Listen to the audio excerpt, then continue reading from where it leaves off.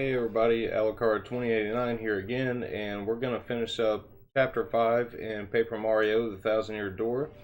And so last night, when I stopped the stream, I ended right at the beginning of the dungeon part for Chapter 5. Sorry, I can't talk. And so we're going to have some fun with this one. I've always, really liked the dungeons in this game in particular. So I'm, excited to see what's going to be in this, and so we'll get started on that in a second. Tomorrow, I'm not sure what we're going to stream. I'm still kind of planning on stuff. There is some newer games that I will be streaming pretty soon, some Switch games, excuse me, and some Steam games and stuff like that. So keep an eye out for those.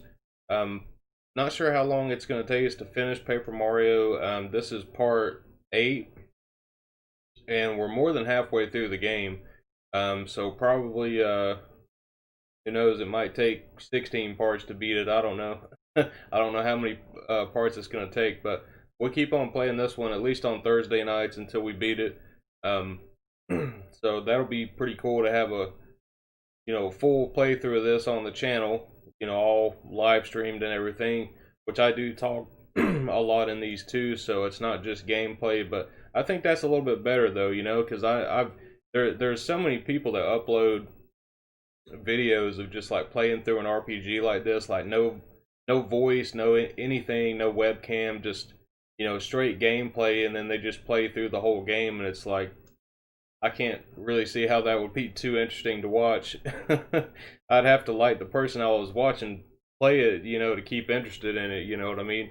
So hopefully, you guys are keeping interested in it because you like my channel. So, anyways, so I did mention the Smoke Junkie caravan competition that's coming up, and I do want to stream that game, Raging Blasters. Just the caravan mode, because the game hasn't came out yet. It comes out on the 22nd. It will include the full game. Right now it's only the caravan mode that's available, demo.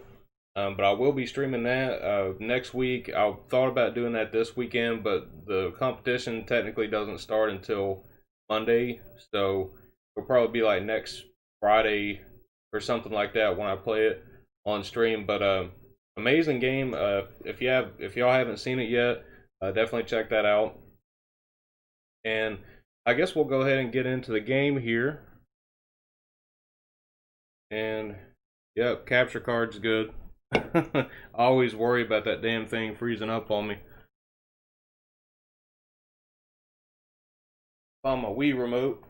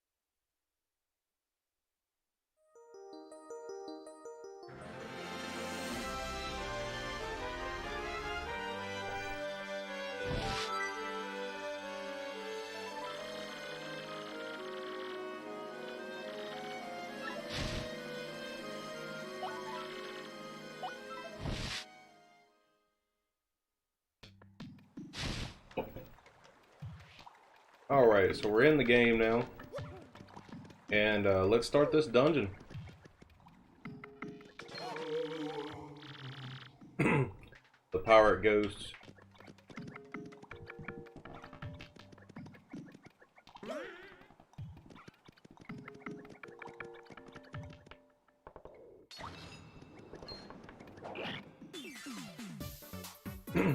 That didn't work out, did it?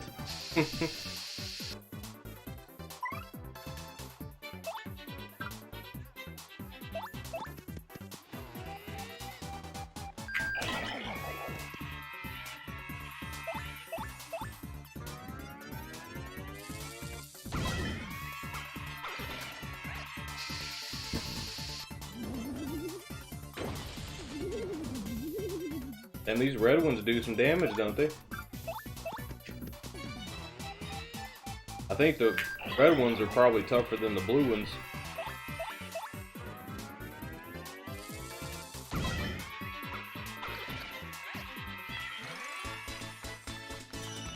Alright, we're about to level up soon, and probably 2 or 3 more battles.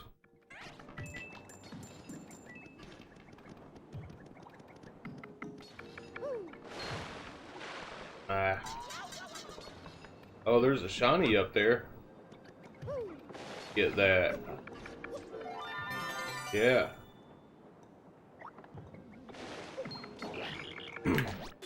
I've always loved how they hide things and stuff like that in here, you know, in these games. Well, not just Paper Mario, but like Mario games in general. That's always been one of my favorite parts of those games, actually, is all the secrets. Like all the hidden levels you can get to and just like secret stuff. Always really loved that about Mario games. Even the newer ones, like one I had a really good time with was New Super Mario Bros. 2 on the 3DS, and there is a ton of secrets in that game, hidden levels. I wasn't even able to find all of them. They get pretty hard to find everything. One day I want to stream Wario Land Shake It as well for the Wii. And that game actually has a ton of hidden content and stuff in it too. It's got a lot of hidden levels. I haven't even found all of them, but the hidden ones are like really, really hard levels, if you can find them. Yeah, we leveled up. I knew we was gonna level up pretty soon.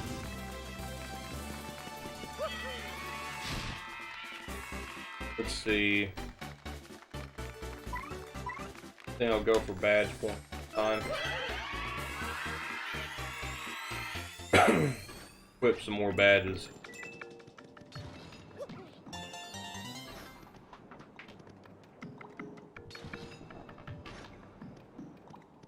I don't know if I can make it over there. Probably have to go around the other way.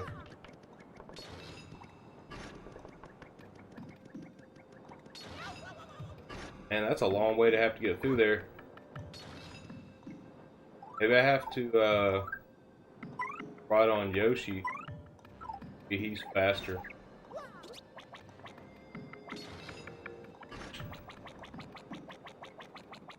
Yeah. Alright.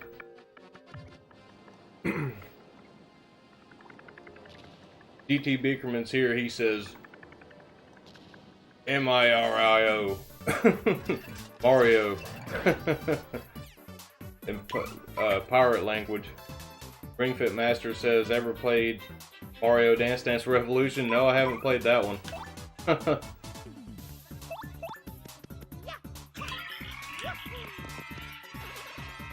Oh, we made the Bullet Bill cry. Crying there at the end of it. Oh. Damn, they're fast too.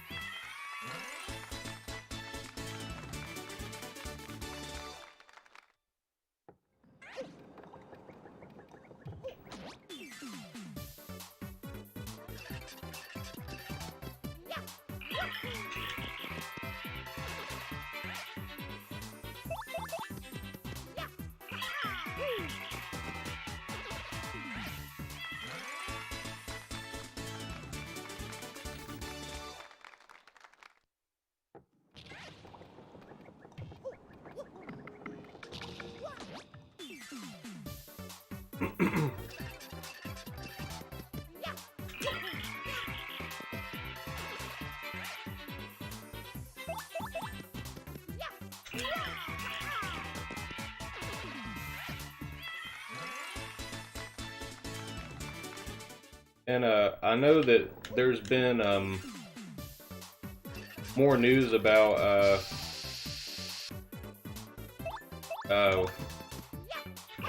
Super Mario 3D World and Bowser's Fury.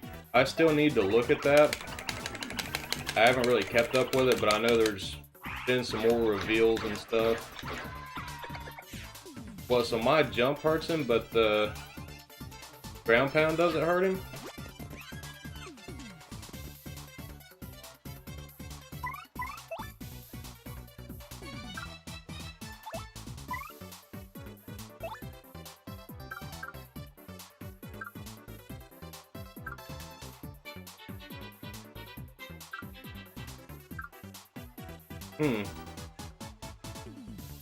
I haven't even tried that move yet.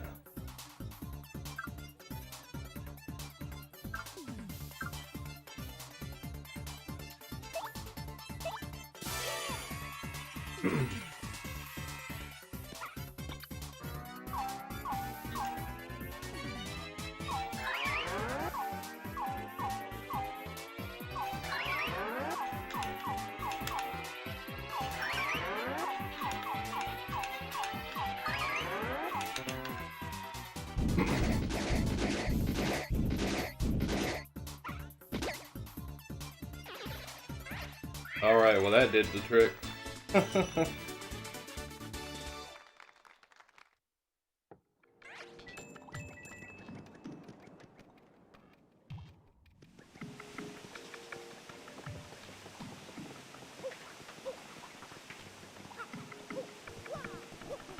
feel like there should be something here.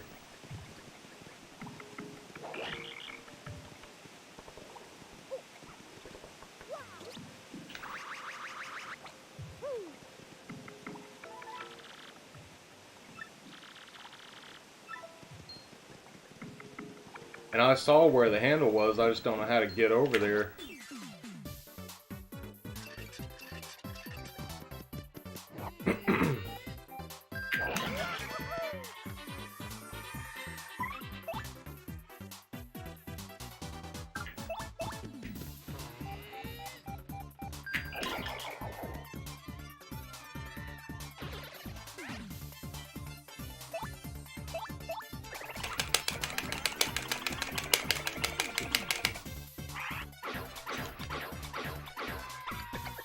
I don't understand why that doesn't do any damage to it.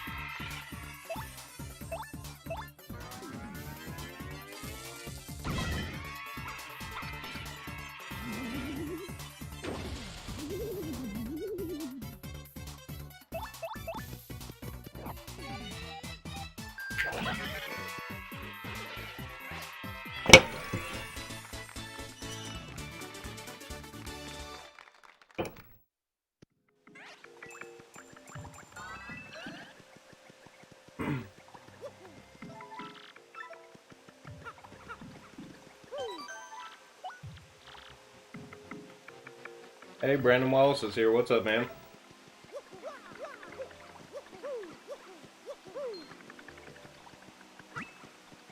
Ooh.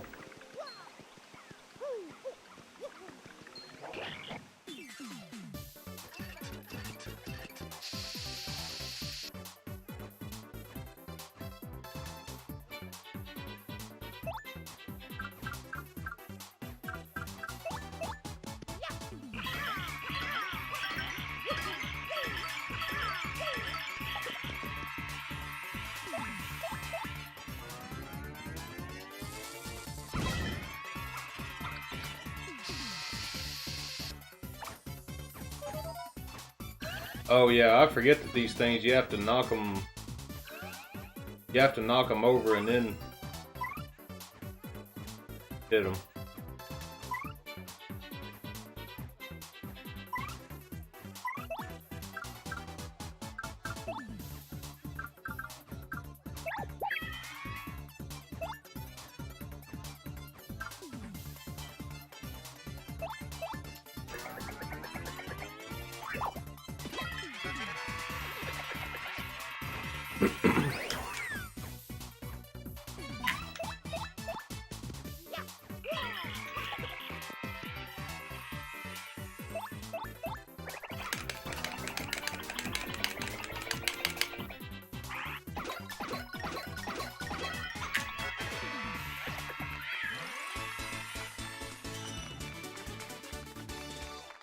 Manuel Nato's here. Hey, thanks for coming by, man. That's a beautiful game.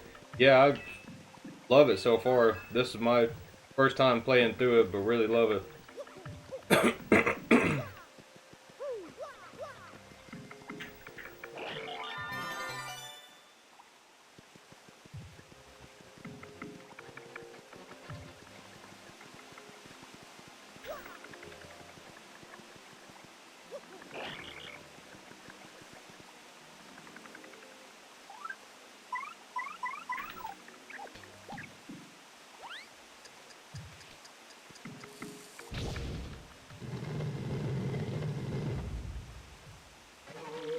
I was expecting like Zelda music there for a second.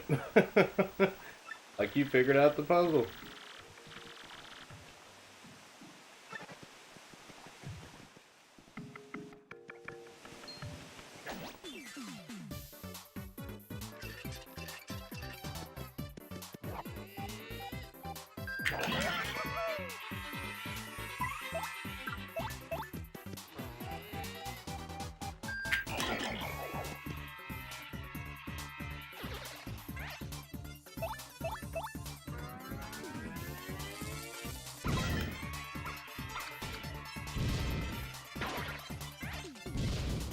Oh man.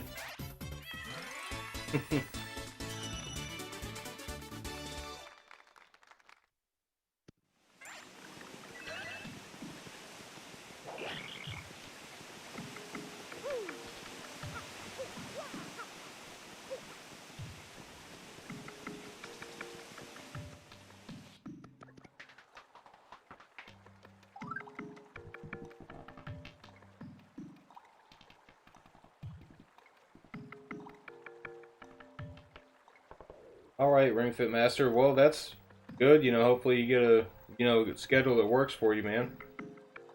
And I'll be here for a while, so I might still be streaming by the time you can come back. Manuel Nito says, I miss more JRPGs in the Mario franchise. Yeah, it's there's not really, well, I mean, they did come out with a new Paper Mario, and we have like the Mario and Luigi games, but those are quite a bit different.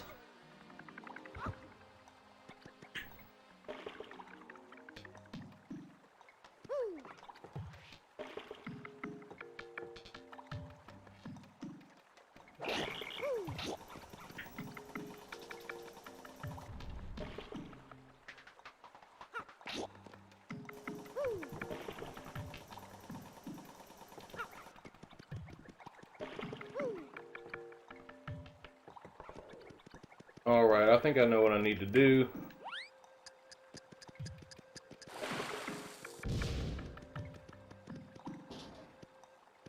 Maybe.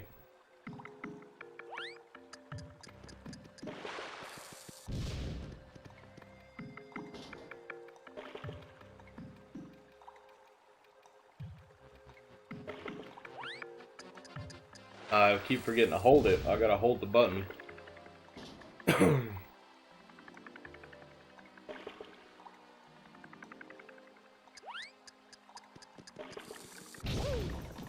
There we go.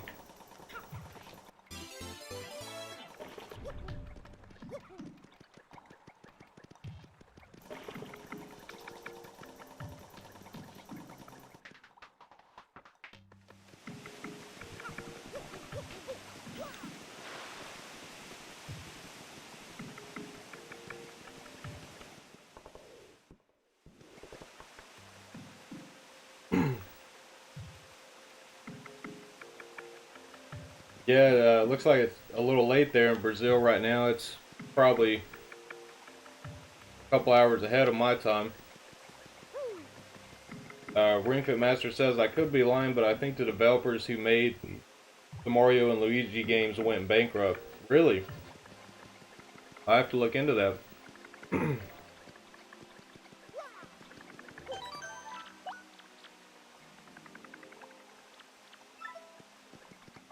Those were good games. I have quite a few of them. I've just never beaten them. I get stuck on them somewhere along the way.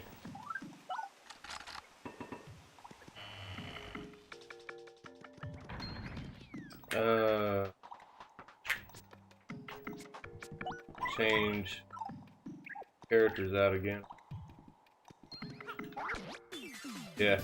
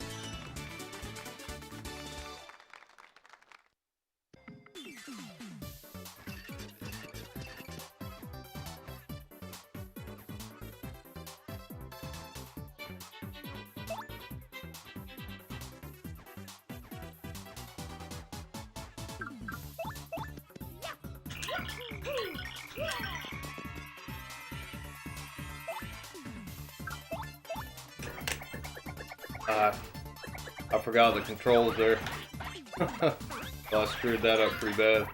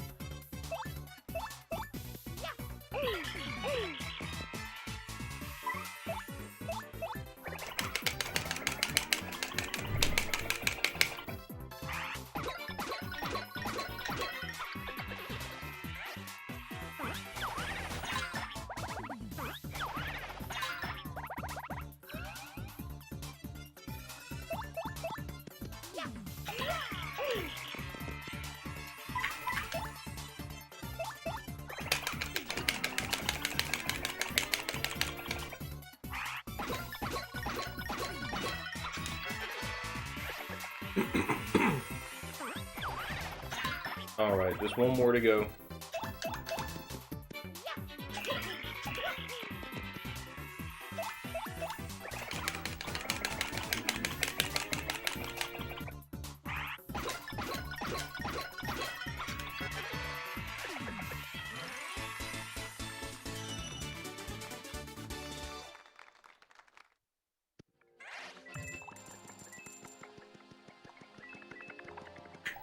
Alright.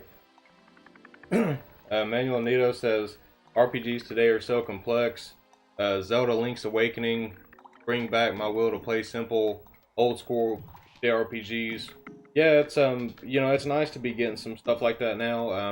You know, a lot of RPGs are very complicated, and I do like that, but at the same time, I do like the simplicity of, you know, the older style JRPGs. So I kind of have a balance, I guess, there, you know, with both. I like them both, but, you know, sometimes I guess I want to go back to a more simple type of RPG, you know? And, you know, especially like the Paper Mario games, I love how, you know, the writing and stuff is in it, you know? There's a lot of humor and stuff in there, and they're just pretty fun altogether, you know?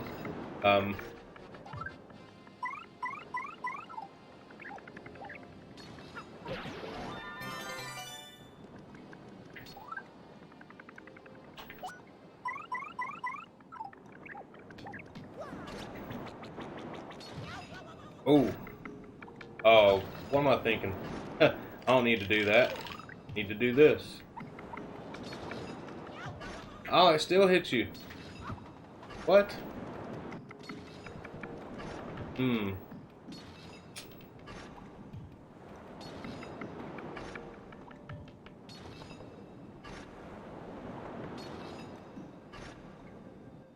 Trying to think. It doesn't look like those go low enough to hurt you. Guess they do.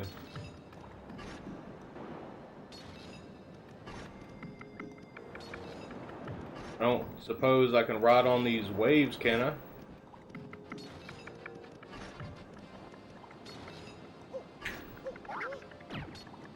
I wonder what that little thing on the ground is right there.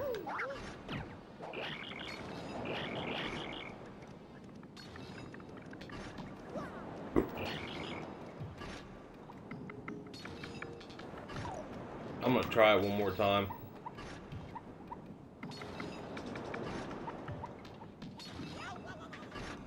Alright, so that ain't gonna work.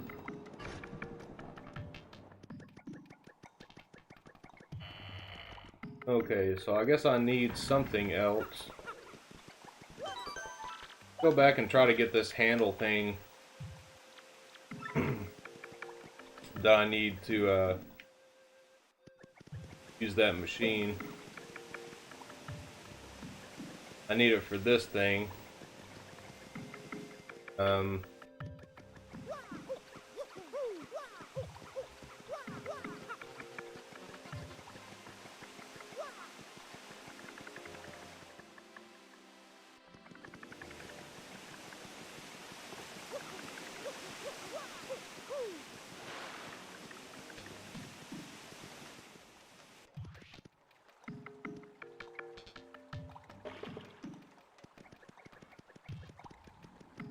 Okay, it's not in here.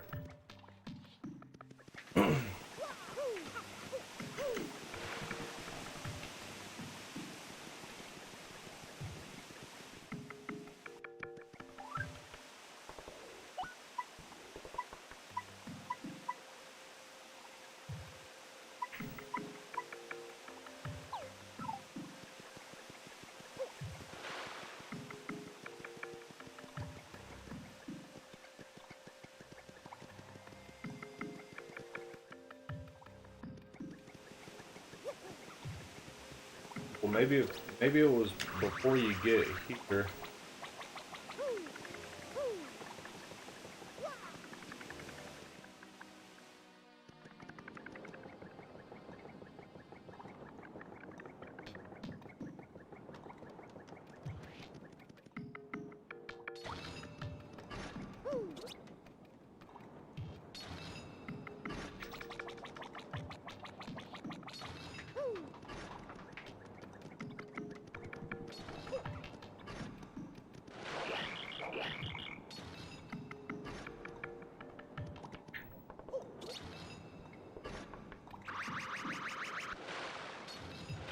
That didn't work.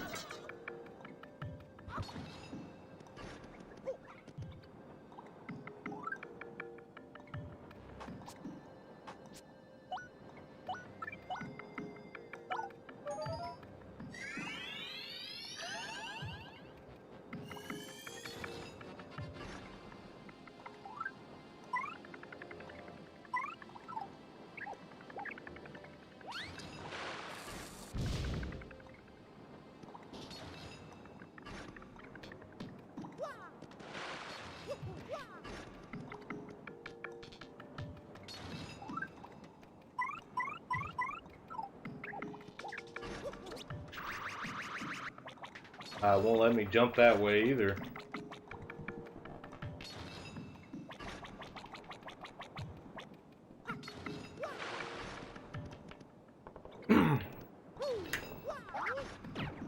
Something on the floor here too. Same thing with where the last place with the spikes.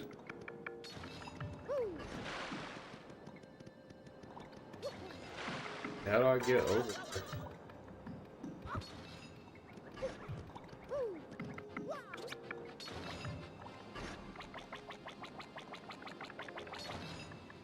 Can't go from that direction.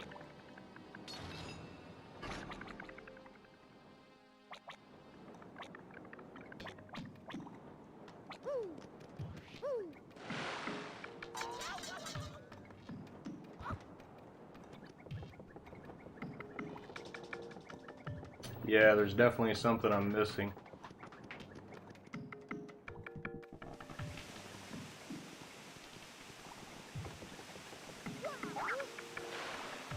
I didn't mean to do that.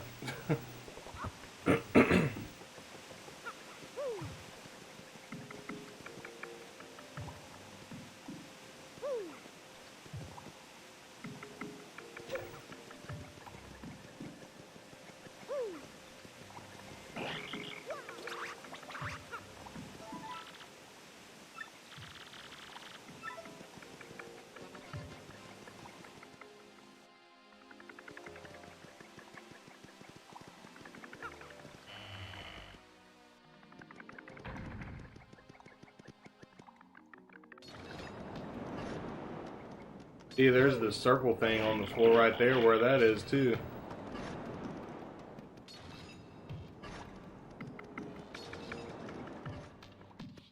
Yeah, that's where the handle is. It's in that boat thing. I just don't know how to get over there yet.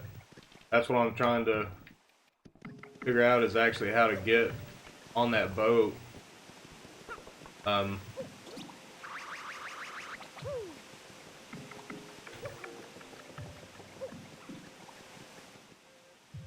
Yeah, I know. That's the thing is though, is like, looks like there's something over here. That's a bottle.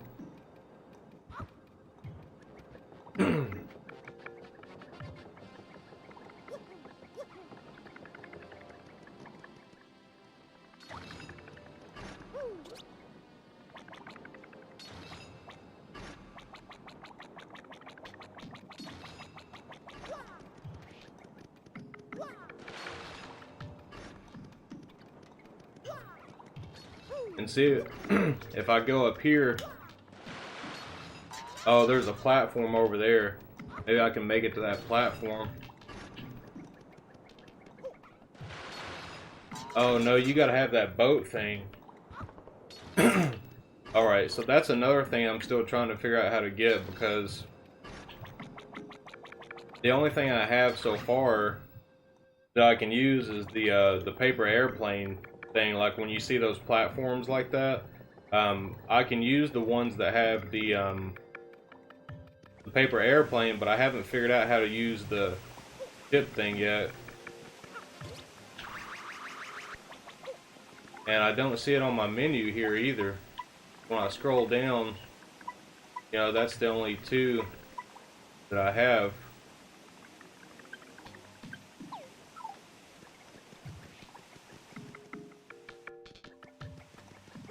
Up here, I did see one of those things I can get to. Maybe I can go to it and see if something happens. Platform right here.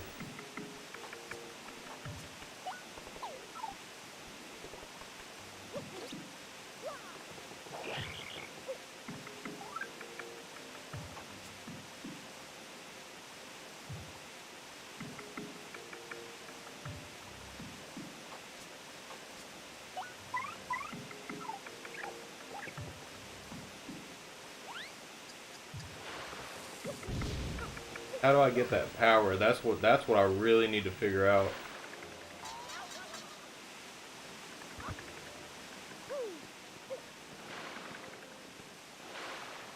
I keep falling in everywhere.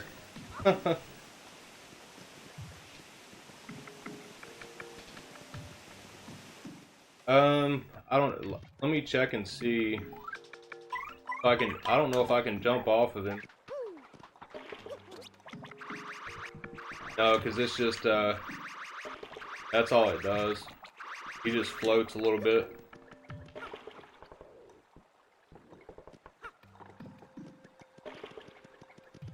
Might try to see if there's anything up there on the left side at the top. If there's something I missed here.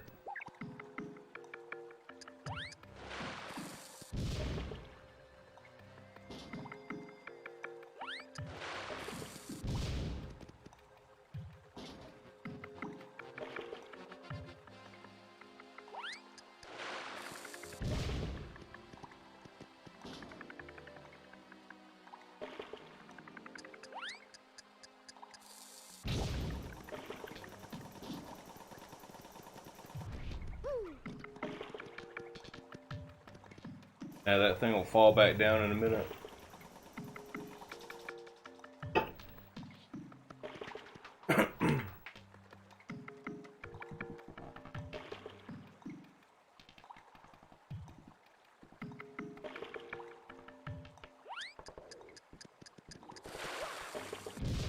I didn't make it.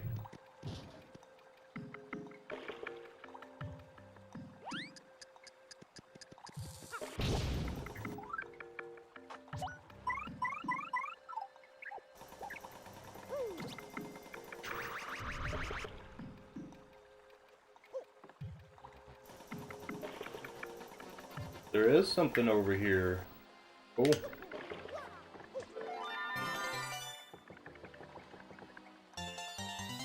And a star piece. Awesome. Well, I didn't really have to get that, but that was a secret that I didn't know about before.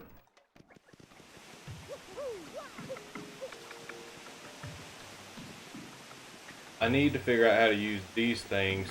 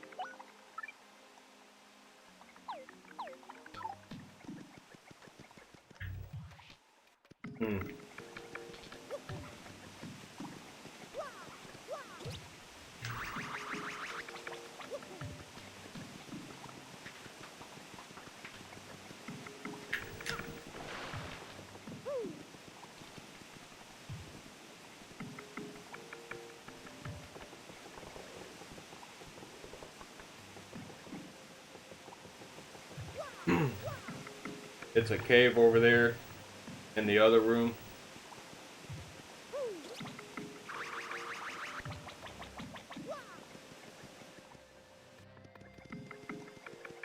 In here.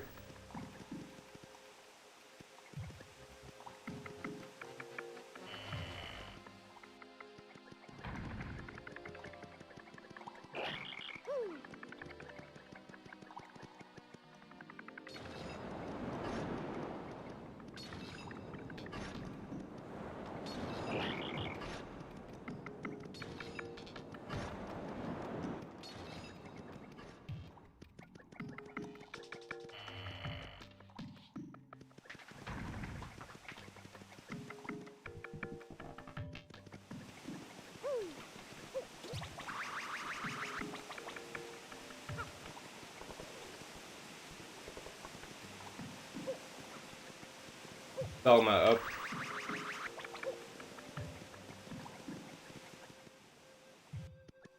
up in here.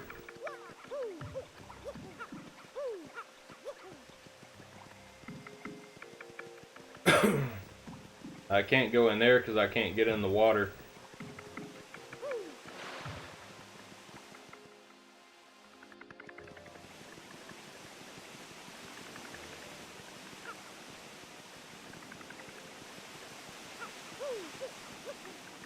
I can't get in there either. That place.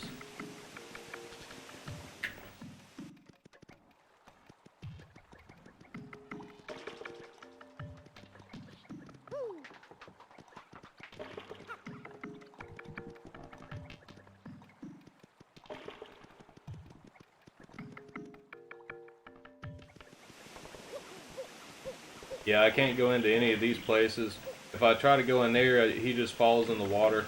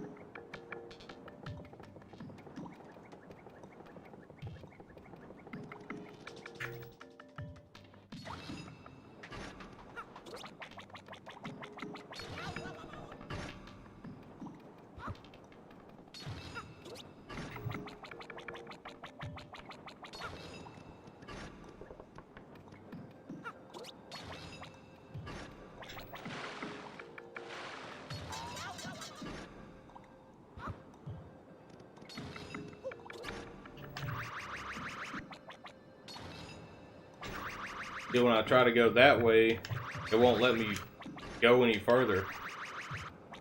Like, past that part.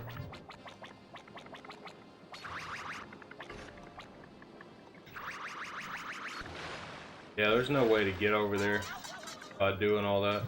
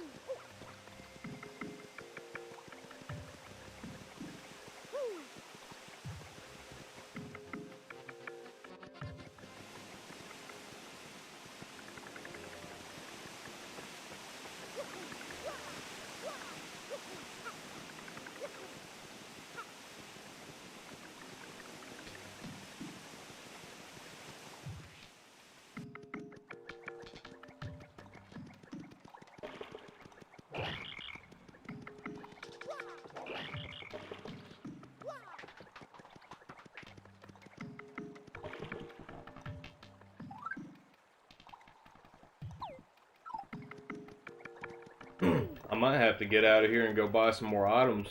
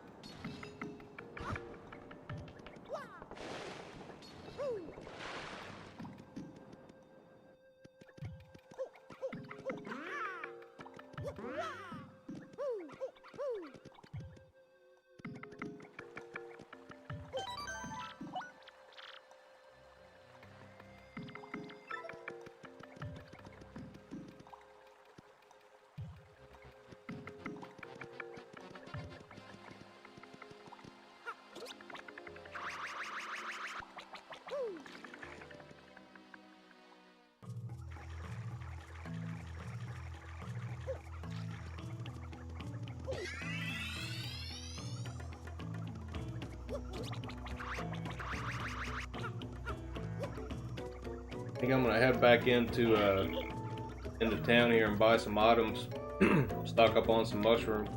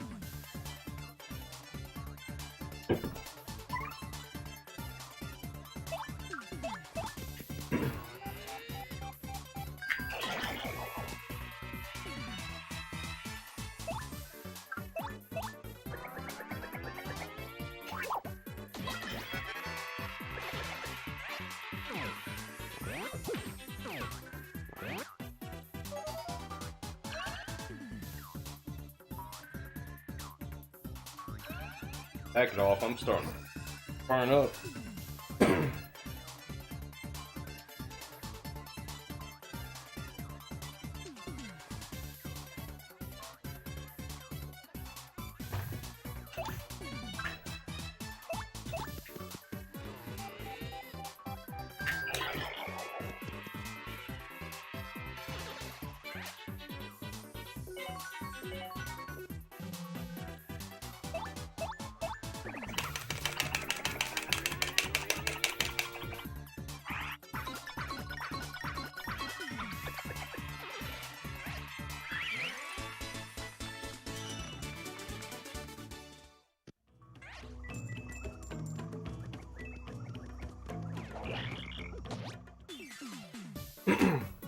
And honestly, it wouldn't surprise me if I didn't have to go back into town anyways, because, you know, that captain guy, he's kind of made me go back and forth quite a bit anyways.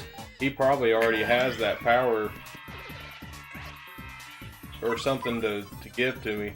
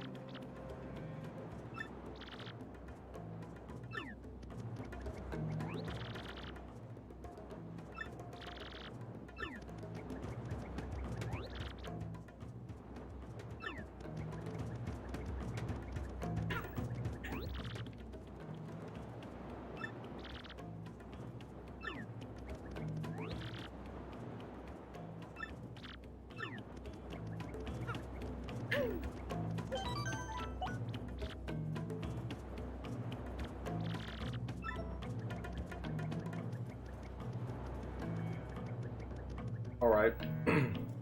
So I've got to find this power somehow.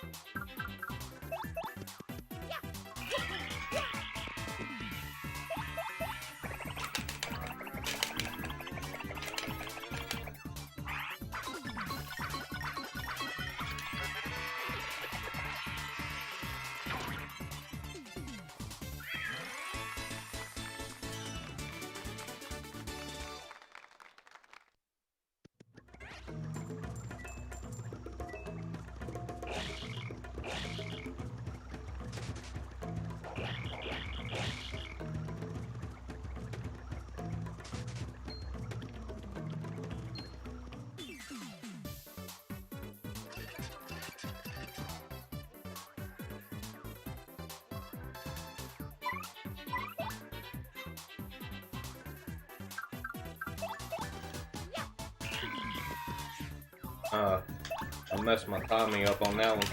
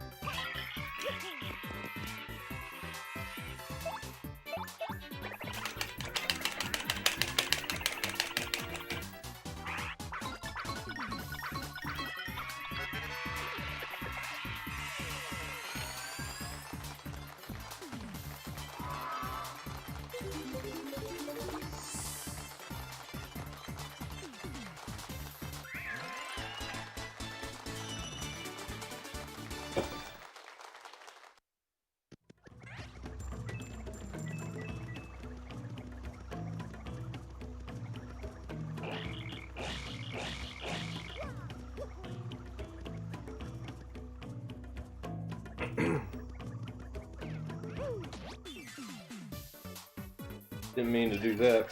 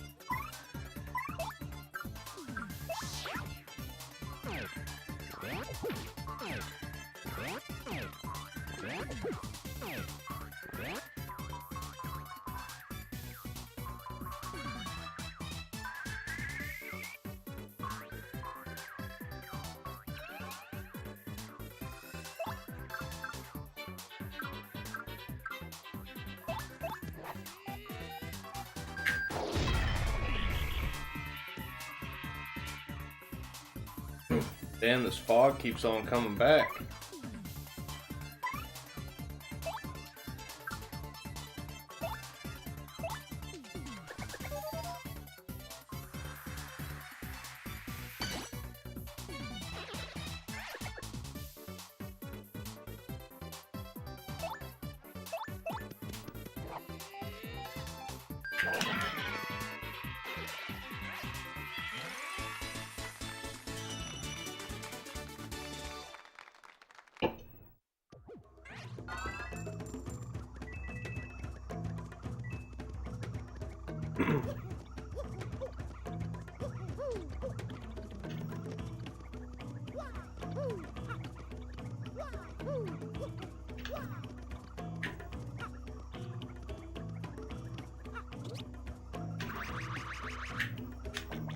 Gosh.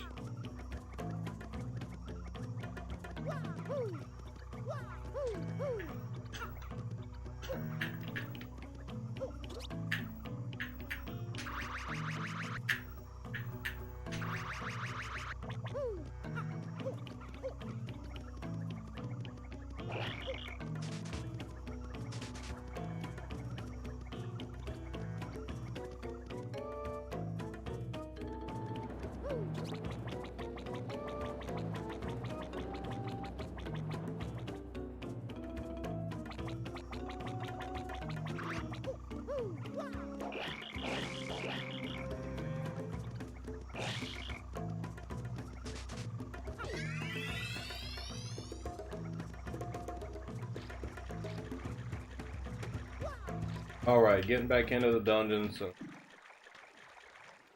see what we can come up with here.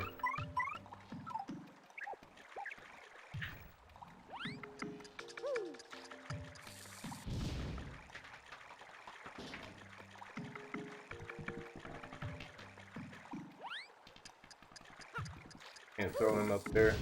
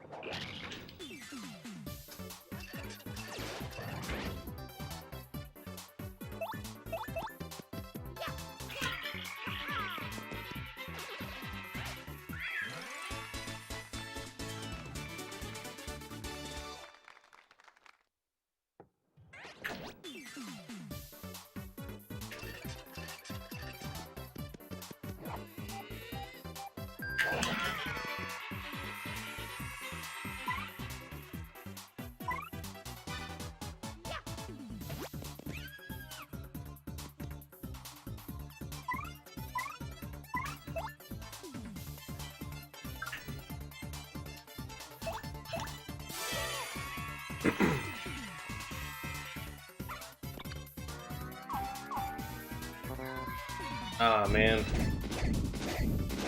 Screwed it up.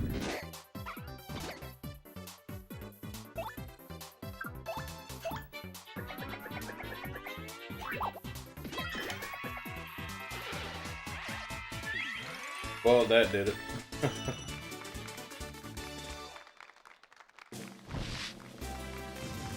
Alright, leveling up again.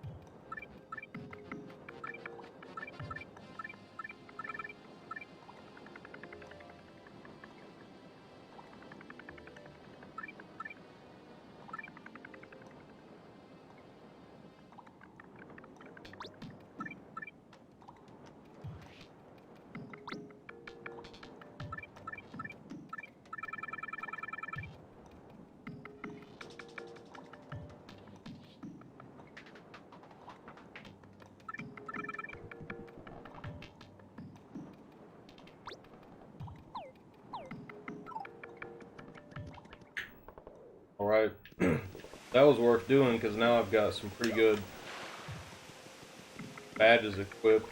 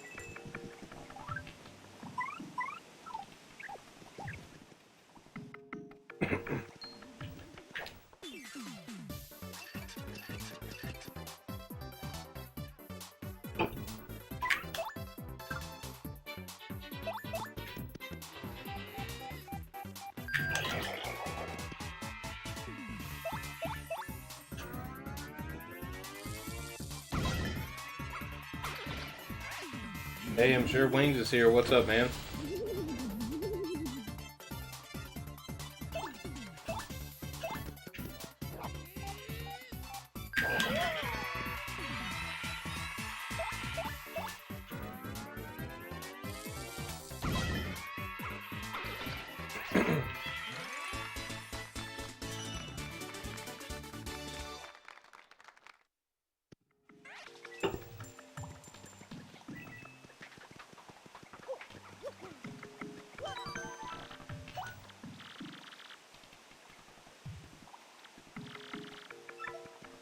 Alright guys, I'm going to take a quick break just for a second. I'm sure Wing says drinking and Cyberpunk for me, thank God it's Friday, glad the work week is over. Yeah, I know the feeling, man. It's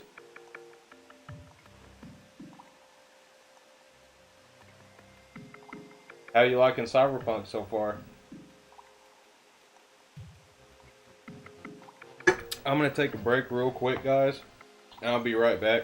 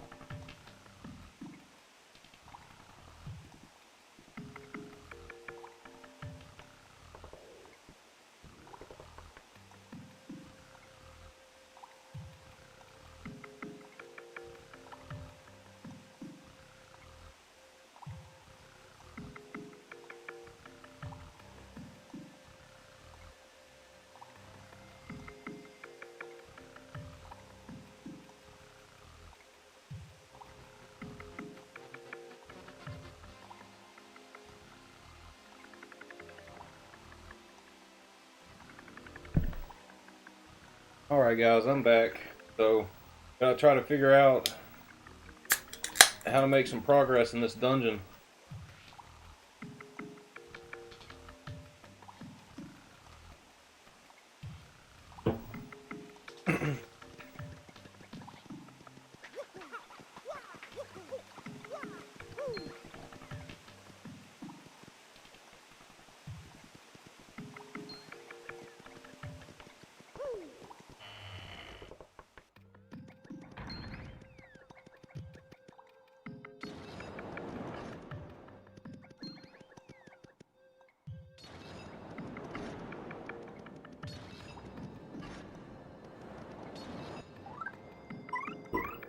Gonna have to experiment for a minute, I guess.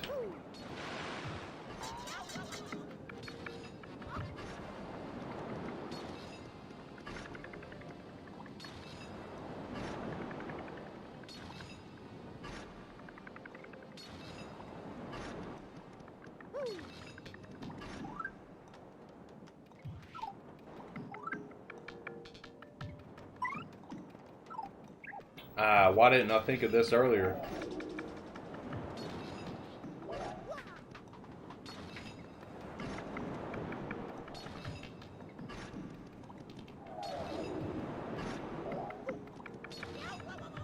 That's gonna be too hard. You can't move while you're...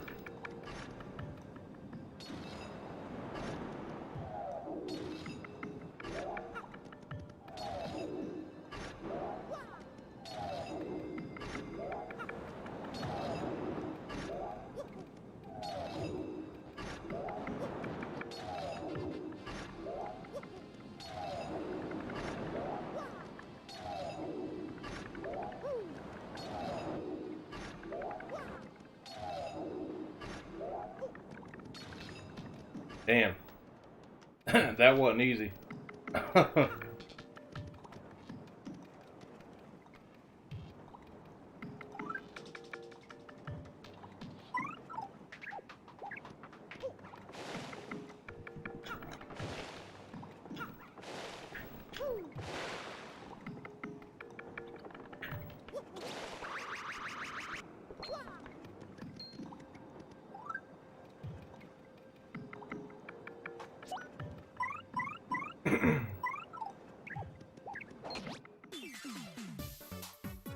Alright, well at least we made a little bit of progress.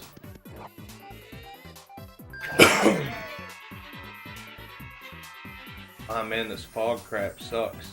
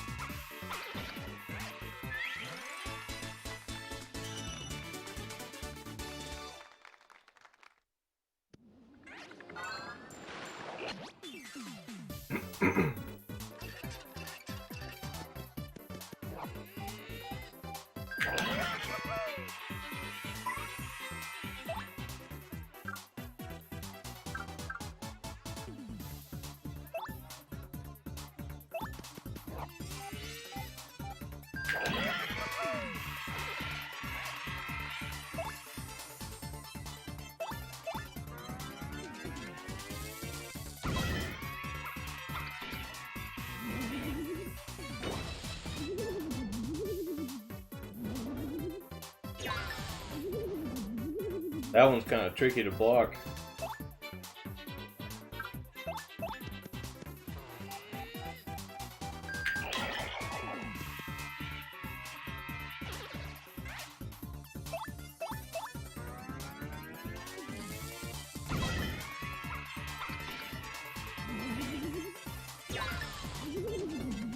think I'm starting to get it.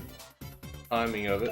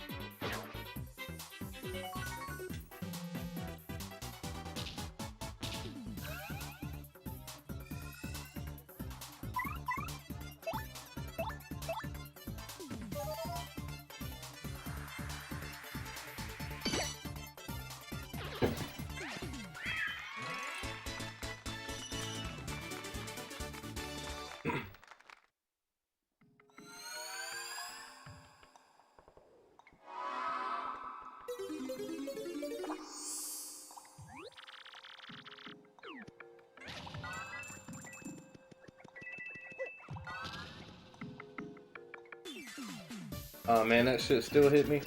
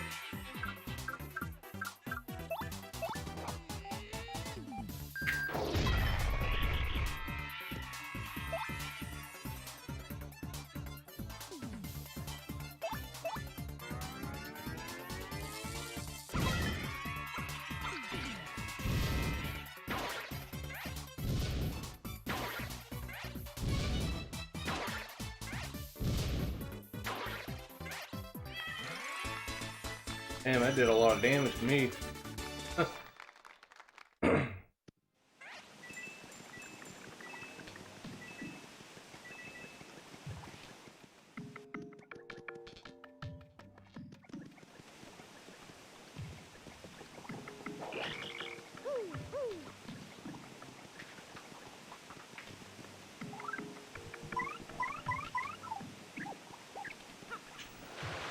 It.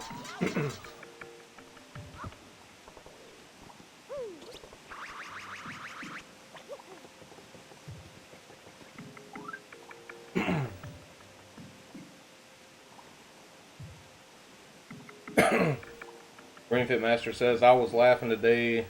I love Nintendo, but someone wrote online that Nintendo consoles have less shovelware than Sony, Microsoft, and Sega. I don't know how they came to that conclusion. Well, I'd have to agree. I'd have to agree there. Nintendo's definitely got more.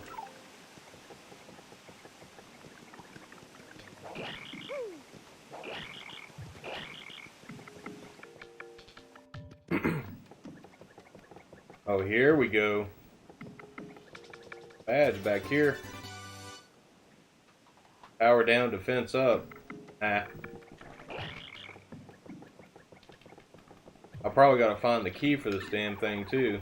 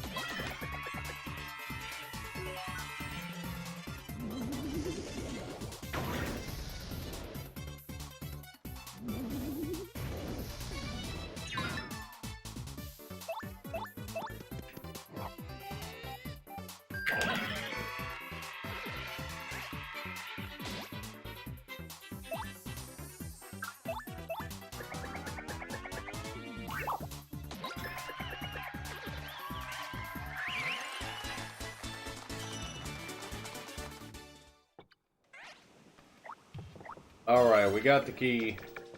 Now it's time to get cursed by this treasure chest.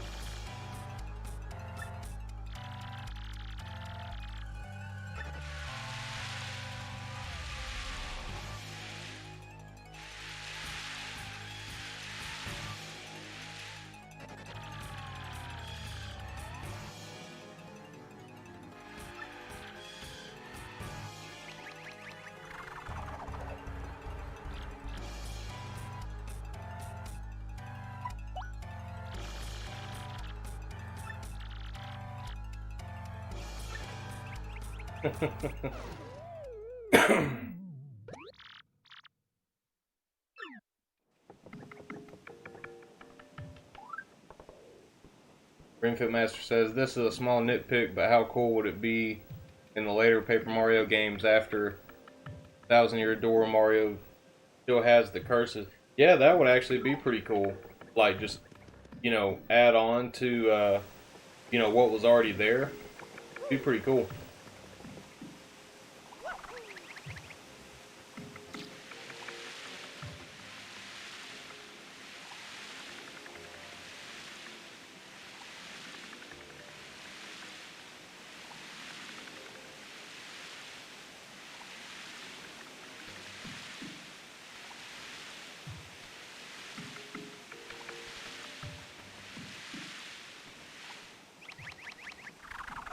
Alright, so at least we finally got this power.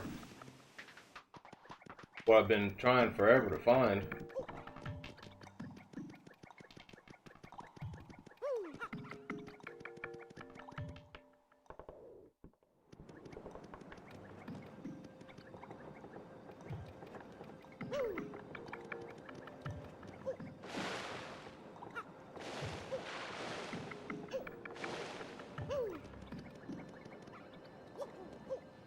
I still don't know how to get those, like, really high ones. Wait, maybe...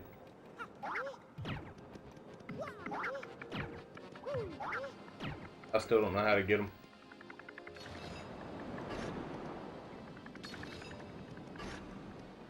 And I guess I've got to do this again.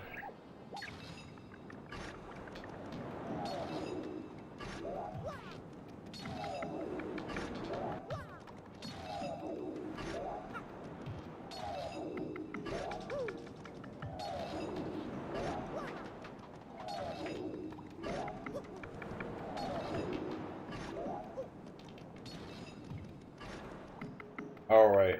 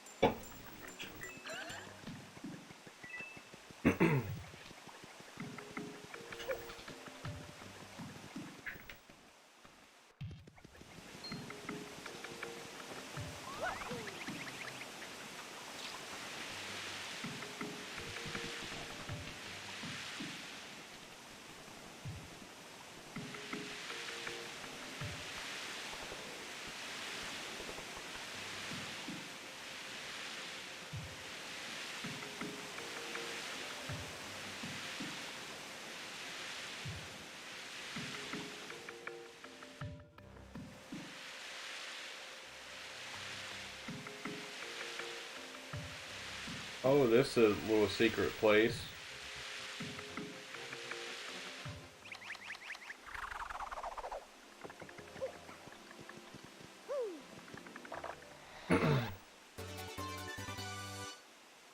Cool. Got a pretty useful badge.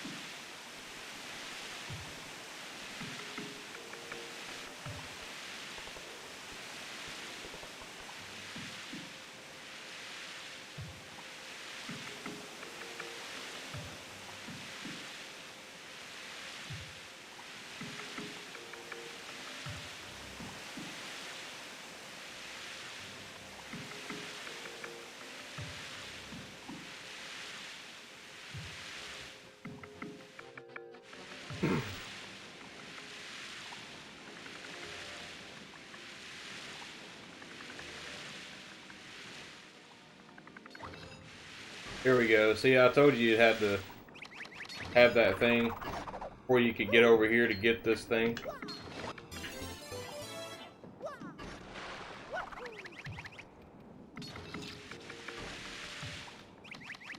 I don't think I can go back that way.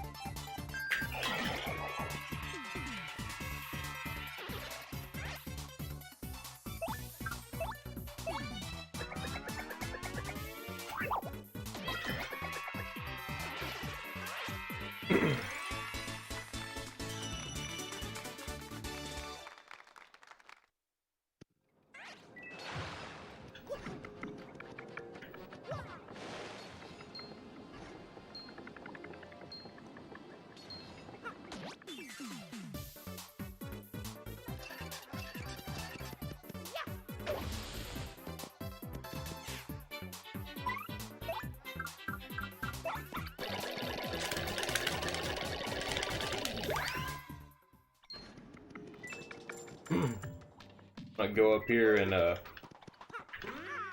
buy some more health and all that, refill my stuff.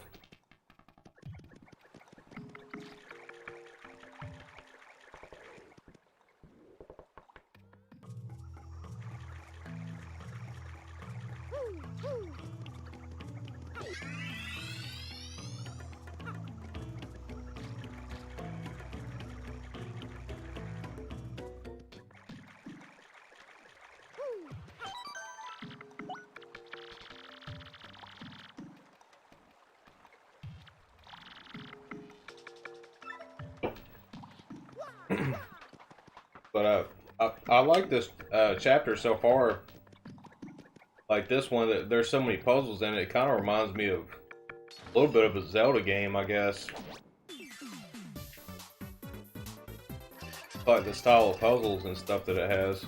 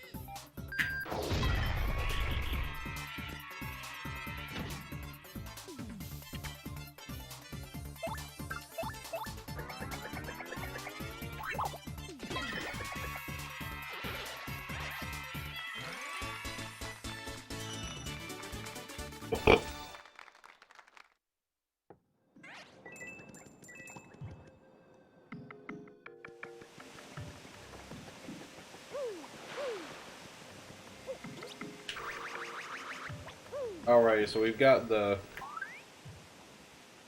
gate handle now.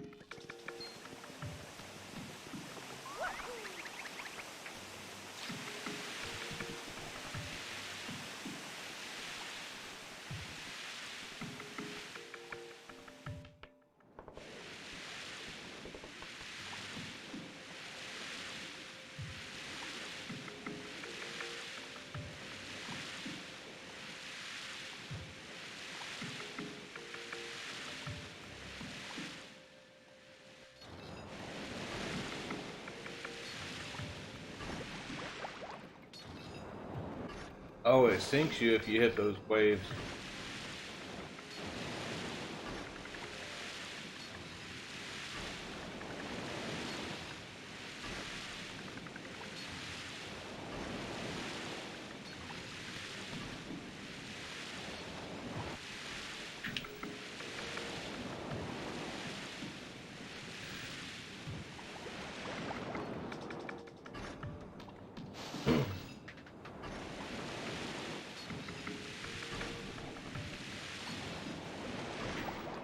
Oh man, kind of hard to judge the distance sometimes.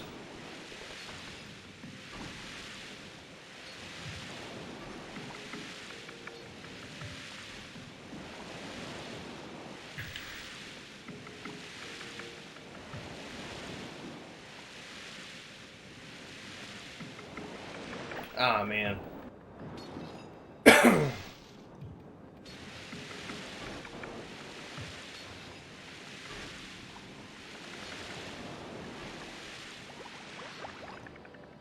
Damn, even if you touch the side of it, it does it too.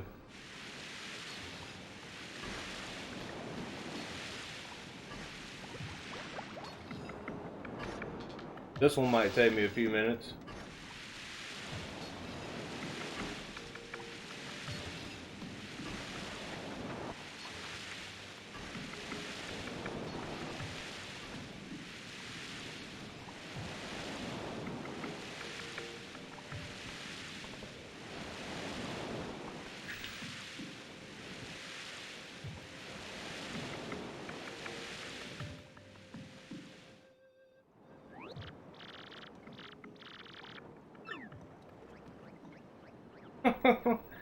And look at all them toads tied up in a fish net.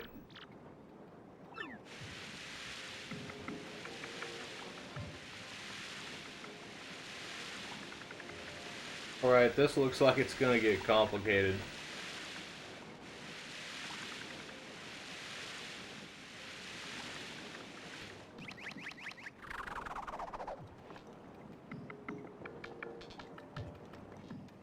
Nathaniel Cody's here. He says, how do you record GameCube footage from direct capture? There's several ways you can do it, so it depends on what your GameCube setup's like. So I'll run you through it for a second. So what I have is a AverMedia Live Gamer Portable 2 Plus capture card. If I can move it here, I don't think I'm gonna be able to move it to where you can see it. But anyways, I'm playing this on a backwards compatible Wii, and using HD Retrovision component cables going into a RetroTink 2X Pro, and then into the capture card. There's several different ways you can do it. If you want to use original hardware, you can get an HDMI mod. You can also get, or I mean, you don't even have to really get it modded. If you just want to use regular composite AV, you can, you know, find a capture card that has just regular AV inputs, or you can get something like a RetroTink or a an OSSC, which is really better to do that if you have a lot of retro consoles, just so you can upscale all your stuff properly on a flat screen. And then you're going to run that into a capture card that takes HDMI. So that's basically how you do capture. There's a few different ways you can do it. Cassius is here. What's up, man?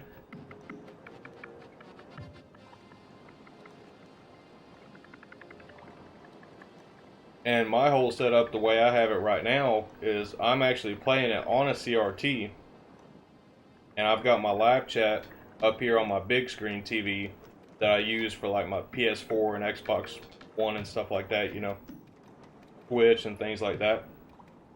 But in order to do that, you need something like a G-Comp switch that has two outputs on it. So I've got one output going to my CRT TV, and then I've got the other output going to the RetroTink, which is feeding into the capture card and into the computer for the stream.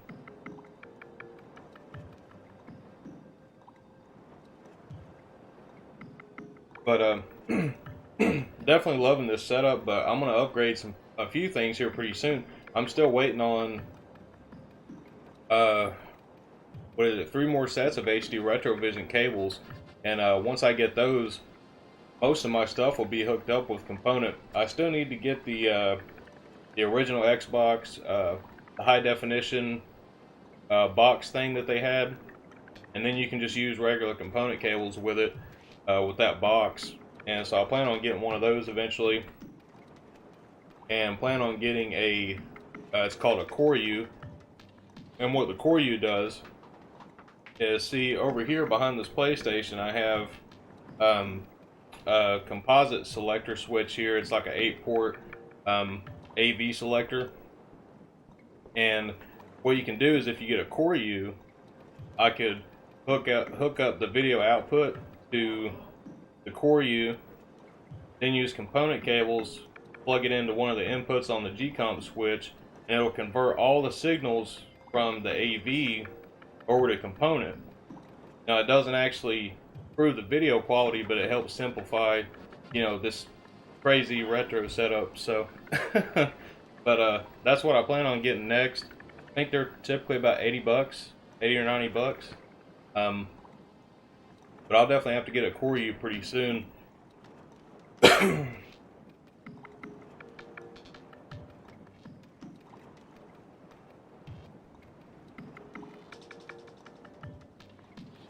Ring Fit Master said, I just noticed now, is that a gold PS2 Slim? No, this is one of the fat models. It's I've got a Slim down here. You can see it, the red one. Probably can't see it too good. I've just got it standing up. Right now, it's not actually plugged in because they're both Japanese models. So this gold one and the red one down there are Japanese. No, the red one down there is a Slim, but this one's one of the fat ones.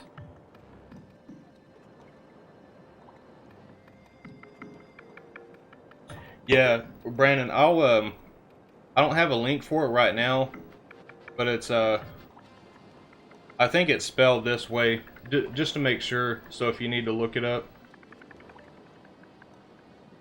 I think it's spelled like that. I might be a little bit off, but it's something like that.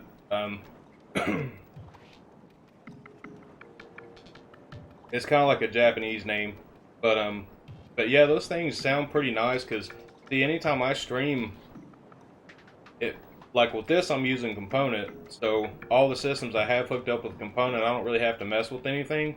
It's just ready to go. But if I want to stream anything with composite, I have to unplug the component cables out of the output on the G-Comp switch and replace it with composite cables to plug into the RetroTink. So in order to not have to like unplug shit all the time and have all your signals combined into one thing, it would really help, you know, simplify, you know, a crazy retro setup like I have. And I know Brandon's got a lot of stuff too, and arcade cabinets and all that cool stuff. But you found it, awesome, man. Yeah, I think if I'm not mistaken, I think they usually go to I think they're about 80 bucks, 80 or 90 bucks. Brandon says, does your TV only have one input? So my CRT, it has one component input, 2 AV inputs. It's actually a shared AV. So how I have this set up is, Road Dark One's here. Hey, what's up, man? So my CRT has one component input. It has 2 video or AV inputs and 1 S video. But the way the S video is set up, I don't really use it. Now the 2 AVs are kind of shared, so it's component. It can either be component or composite. So what I have, how I have it set up is, I took a spare component cable that I had. You wouldn't really even need one. You just need the one wire, just the yellow video wire. And so from the output on the G-Comp switch, you know, just the regular component cables, got that going into the CRT. But then there's an extra jack for that yellow too, for a composite. So I got the composite from there plugged into the composite from on the same input on the TV that's supposed to be component. But if I change channel to video 1, it'll play everything from like all of my shit here, like on my switch, on my composite switch. So I just hit the button selector whenever I want to, you know, play one of those. But yeah, it's just one component input on the TV, but it's shared with a second video input as well. So 2 video inputs, 1 component, and 1 S video. But the way the S video is set up is like you'd have to unplug the component cables and plug in your audio wires too into that if you wanted to use something with S video. But Road Dark One says, setup discussion, I can share mine on Discord. Yeah, man, that'd be awesome. I always, like seeing other people's setups and stuff like that,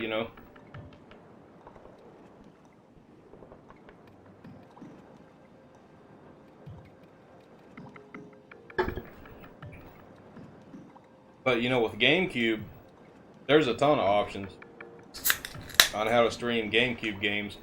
I'd say the easiest way is just use a Wii, use a backwards compatible Wii.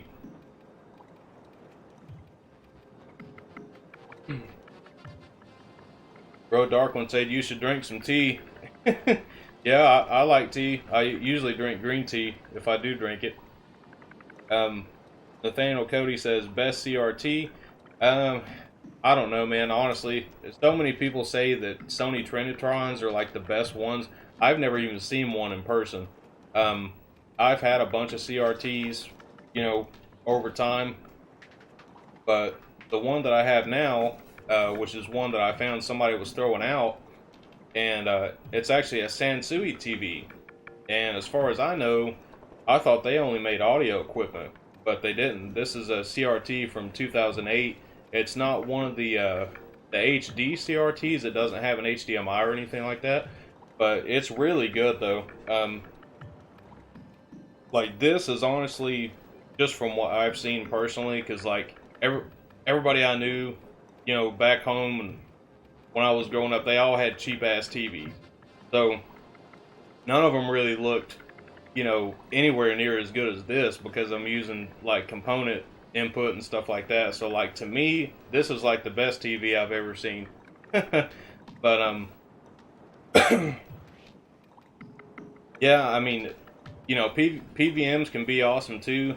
I couldn't afford one myself. There's no way I could ever afford a PVM, but I'd love to have one. I'd love to have one of the setups like, you see some of these people on Instagram, how they'll have like 2 PVM monitors, and they'll have one, just sitting the way it normally is, and then they'll have one flipped over on its side for Tate mode. That's what I'd really love to have, is a setup like that in the future. But I don't know if I ever will, but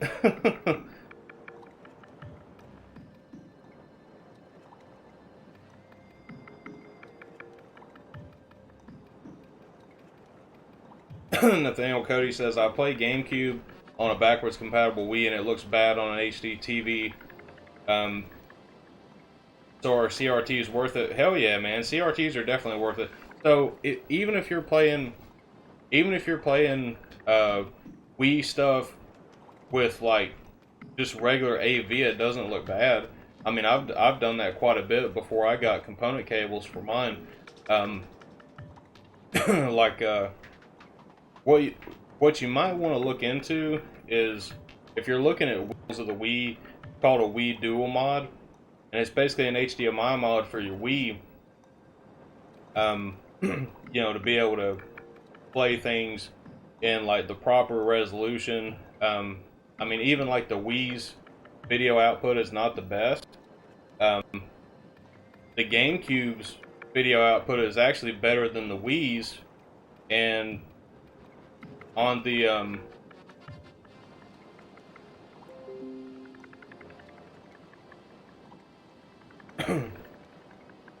Brandon Wallace says, "Oh no, we lost you."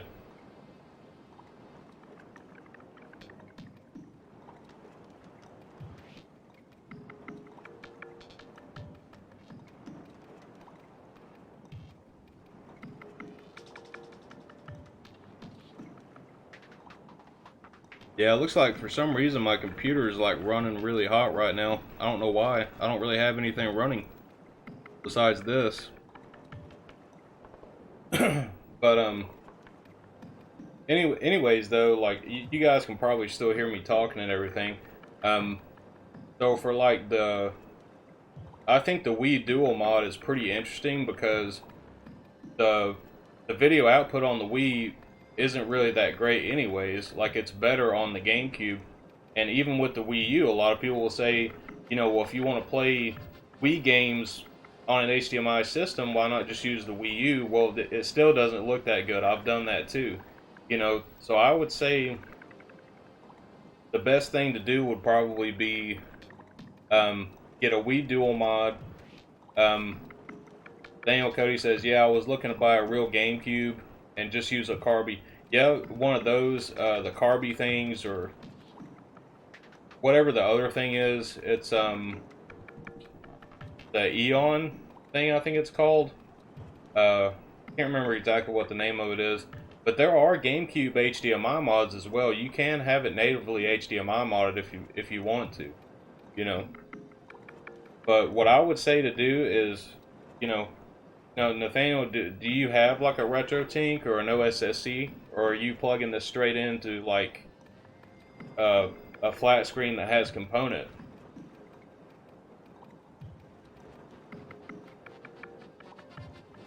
Sorry about that, guys. I think it's straightened out now.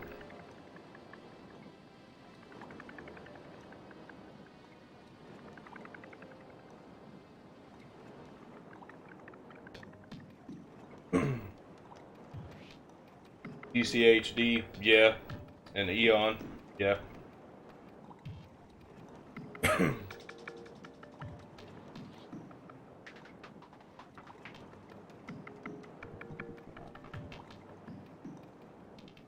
You know, I got to get my my modded Dreamcast back from where it had to have some repairs done on it.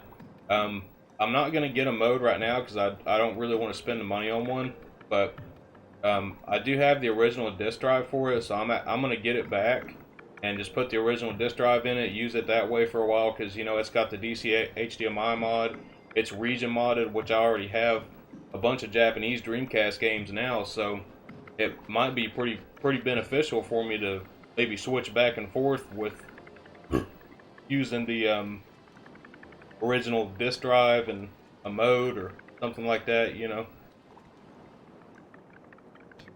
Nathaniel says a flat screen. I'm looking into a CRT and an OSSC though. Alright, cool. Yeah, it's if you have a lot of retro systems, man, I can't recommend enough to, you know, either get like a RetroTink 2X Pro or an OSSC. The RetroTink 5X is going to be coming out probably sometime this year. They've already got prototypes of that. I mean, that's almost like a direct competitor to the OSSC, really, you know, if you think about it.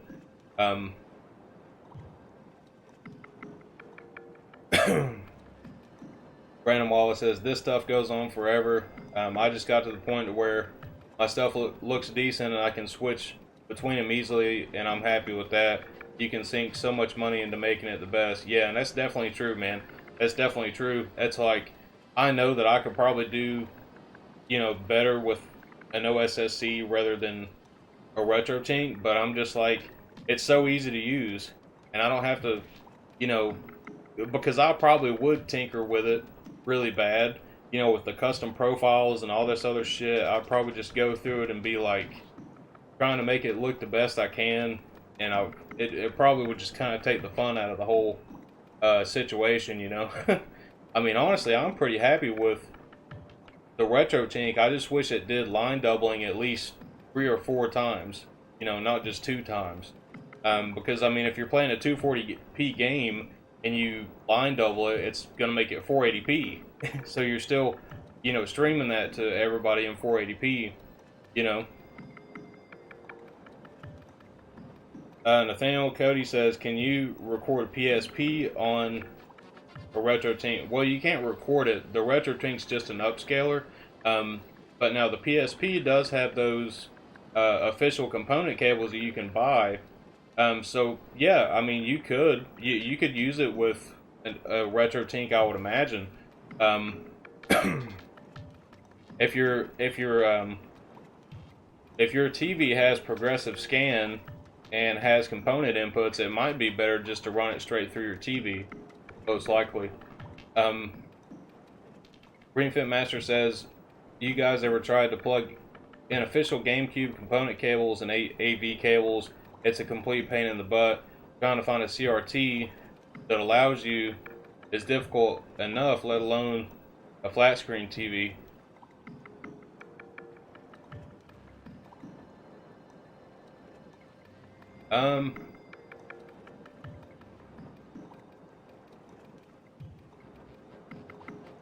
I'm not 100% sure I understand that question, but like I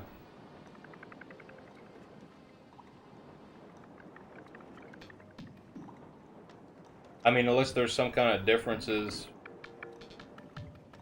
with those, I mean, yeah, sorry, I just don't really understand the question on that one.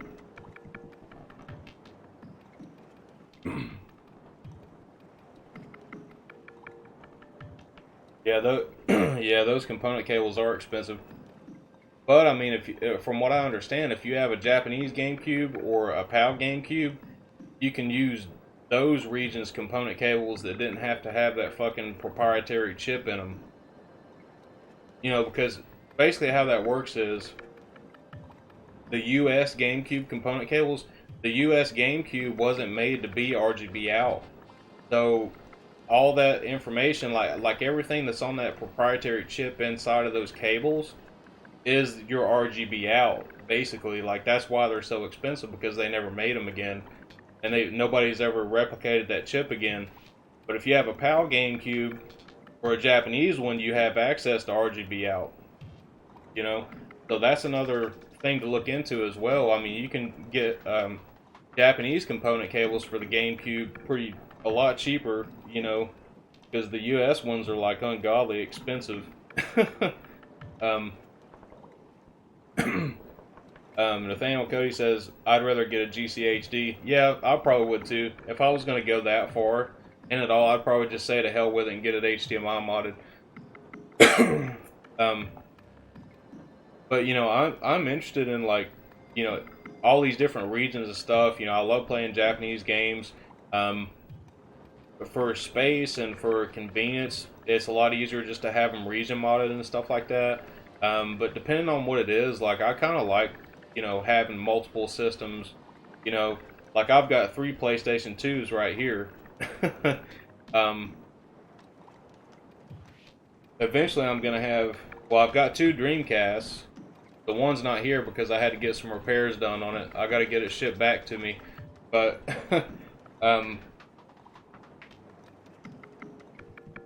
I've got 2 systems here that can play Nintendo and Super Famicom. I'll have at least 2 or 3 Sega Saturns eventually, because I want to get one of those modded and put a mode in it and stuff like that. So, you know, I just like, you know, collecting systems, man, and playing all the different regions and stuff, you know. Road Darkland said, shared the setup on the Discord. Awesome, man. You're in the Kid Store You Can Discord, right? I believe.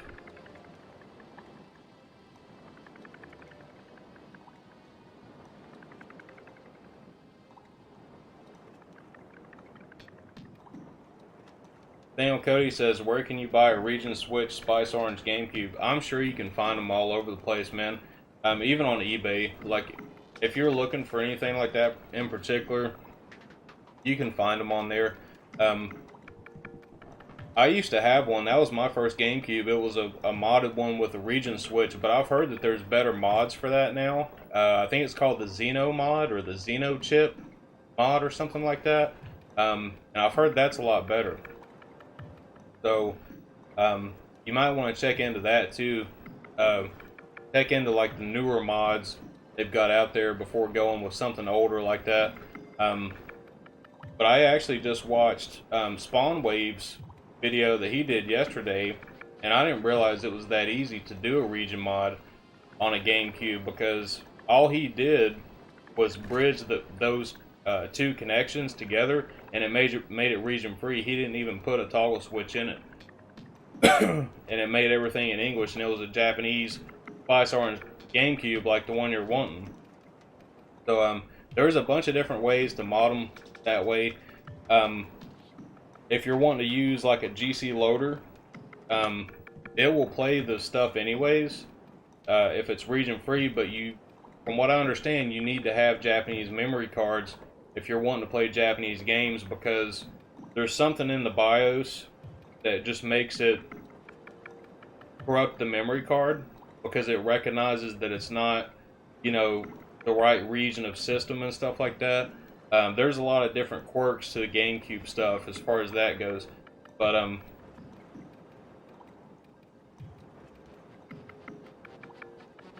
Bro Dark One says, "Yep." So yeah, you're on the Kid where you can Discord. Awesome. I thought you were, because I thought I talked to you on there before. I sent you a DM. Awesome, man. I'll check it out. Nathaniel Cody says, "Last question: is the NES top loader worth it, or should I just get an original with a blinking light win?" I could go on about this one all day. So, I would just say, first of all, I know a lot of people don't like clone consoles. I'm not really a huge fan of them either. I've got a Retron 2 sitting right here just for this reason about NES stuff. Now, the Retron 2 is not like the Retron 3 or the Retron 5 or any of that shit. It doesn't use any kind of emulation at all. It's literally just hardware simulation. It's a clone console, basically. So I can play on this system NES, Famicom with an adapter. That's actually a Famicom cartridge you see with the Famicom adapter. And I can play, you know, Super Nintendo and Super Famicom games on it. It has composite video output, which really you don't need anything more than that for NES games. And it's worked with every single game I've ever thrown at it. It's very cheap, you know. I mean, here's the thing. I've talked about this before on the channel, but so the Famicom, of course, came out first. Now, they did this right in Japan, okay? They did it fucking completely backwards when they released the NES here. So, here's what happened. So, the original Famicom, it only had AV outputs. Or not AV, I'm sorry, RF outputs. When they had the new Famicom, which was their version of the top loader, it had AV outputs, you know, which makes sense, you know. It went from RF to AV, you know, like in the evolution of all that.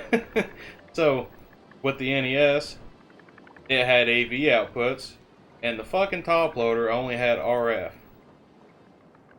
And that's some bullshit. So, if you want a good top loader, you basically have to get it modded, you know. You have to get it modded to be at least AV output, or if you want RGB, you could have it RGB modded, or you could have it HDMI modded. But you know, the toaster NESs, I always had problems with them. Always. I'd have to fiddle around with a game for fucking 45 minutes to even get it to play, so I don't want all the hassle of using one of those anymore now, you know, because they just aggravate the hell out of me. So, I mean, honestly, I'm fine with a clone system like this. I think I only paid, what, $50 or something for that? 40 or $50? And like I said, it's not emulation. It's not like a Retron 5 or anything like that. And it's not like the Retron HDs or anything like that either. Like, this is strictly, you know, composite video output, and it does it pretty well. You know, that's how I've been streaming my Famicom games and stuff like that. The one I did last week, the Famicom stream, that's what I was playing it on. But about the NES thing, it's like, which one do you get? Do you get the toaster that you're gonna have to fuck with a game for an hour to get it to work, just to have AV outputs? Or do you get a top loader and have to deal with RF outputs? Or do you get a top loader and have it AV modded, which is probably going to cost you about $300 or $400, you know, to be able to do that? At that point, I just say the hell with all that and just get a retro USB AVS system for, what, $180? And be able to play them in HDMI at 720. That's what I do, you know. Daniel Cody said, my aunt had an original with a 72 pin. It sucks. Yeah, my aunt did do. When I was growing up, my aunt played video games. And every time I went to her house, we were playing something, playing Kirby or Mario or Mega Man or something. and I know it took us an hour just to even get a game to work most of the time. Brandon Wallace says, yeah, the blinking light Win is solid, but it grips the games tightly. But I have an EverDrive in it now, so it never comes out really. Yeah, I mean that's true. I mean, if you had a toaster NES and had an EverDrive in it that you're never going to take out, probably, yeah, that'd be a perfect solution because you'd never even have to mess with it again. You know, that's actually not a bad idea. Ring Fit Master says, sorry, I should have cleared up the question. Gamecube component cables have no video output, only image quality. So you need plug in both. So trying to plug in both cables is a pain. Oh, okay, so it's not like a standard, 5 cable cord. I see what you're saying. Nathaniel Cody says, for me, an AV modded top loader, I don't mind spending the extra money. Yeah, I mean, it's not a bad idea. But, you can definitely check out videos on, like, Retro RGB. If you know about Bob's channel, Retro RGB, he's got videos and stuff he's done about all this stuff. I mean, if you look at the difference between, like, an AV modded Nintendo, an NES system, or like an RGB modded Nintendo, and the retro USB ABS, like you can really see the differences, because he puts it all side by side.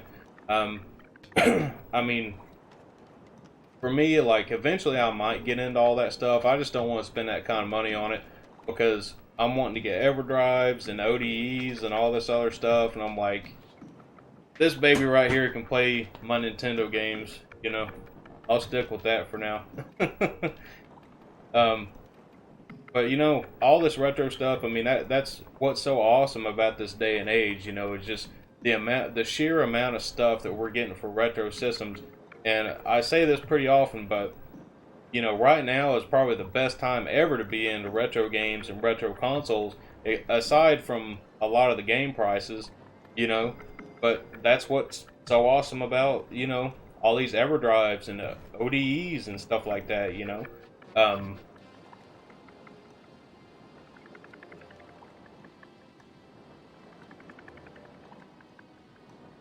Road Dark One said, we had some clones. First batch were Rambo consoles, Atari clones, and then later on some other clones called Terminator NES clones. Oh, really? That's pretty interesting. Ringfit Master says, my life in gaming, I think, has some good videos on hooking up retro consoles on modern TVs. Yeah, my life in gaming is definitely one you might want to check out. I mean, like, even if you know about a lot of this stuff, I always learn something new, and their videos are so well made. I go back and watch their stuff all the time. I can't recommend them enough. Road Dark One says, clones, parentheses, jizz, D's, I don't know.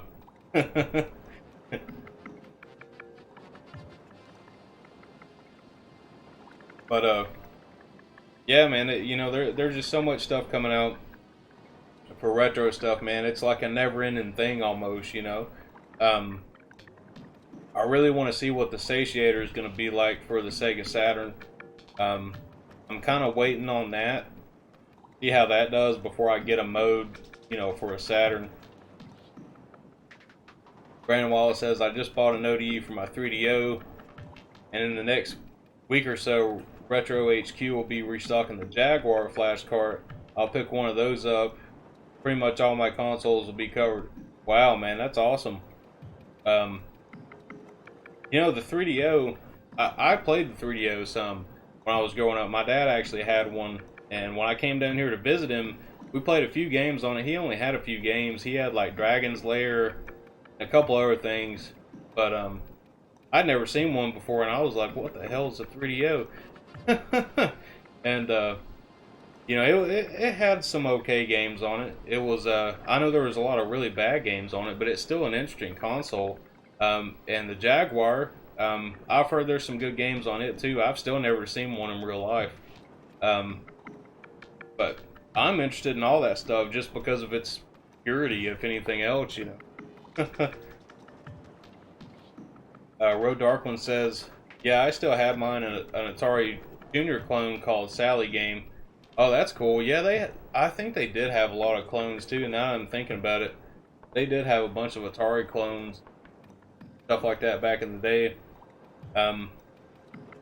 I've actually gotten it. I was talking about this in the Star Mario Discord a while back, but I bought an Atari 2600 for my cousin a few months back, and I kept forgetting that I had it. So I dig it out of the box, and I looked at it when I bought it from him, but it's like, man, I don't even know if this thing's gonna work or not. I was just trying to help him out because he needed money real bad. But I don't know. I don't even know if it's gonna work. I'll have to clean up all that stuff, and I need one of those adapter things, like those coaxial adapter things, go on it to even hook it up to the TV. So I'll have to pick one of them up too, just to even test it. Brandon Wallace says, "I'm waiting for an EverDrive for the Virtual Boy." Yeah, you know, I hadn't thought about that. They'll probably come out with one at some point.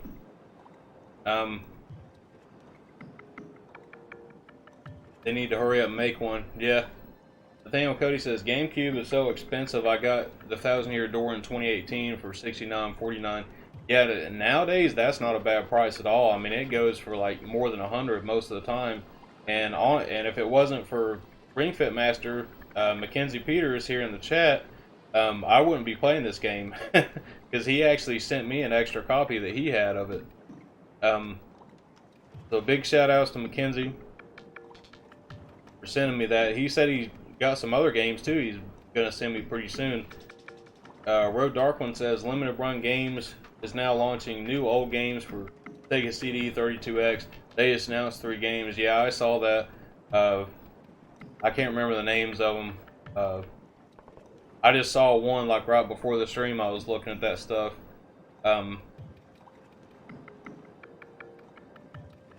Vectrex.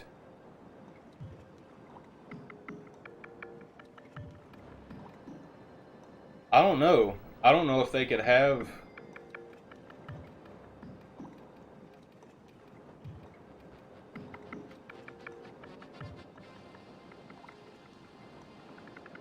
Damn, I'm getting those systems mixed up. Vectrex. There's another. It's making me think of another system.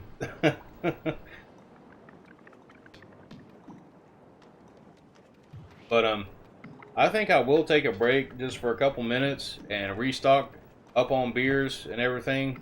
And I'll be back here in just a couple minutes, and we're gonna finish up this chapter and beat the boss and see what happens. So I'll be back in just a second, guys.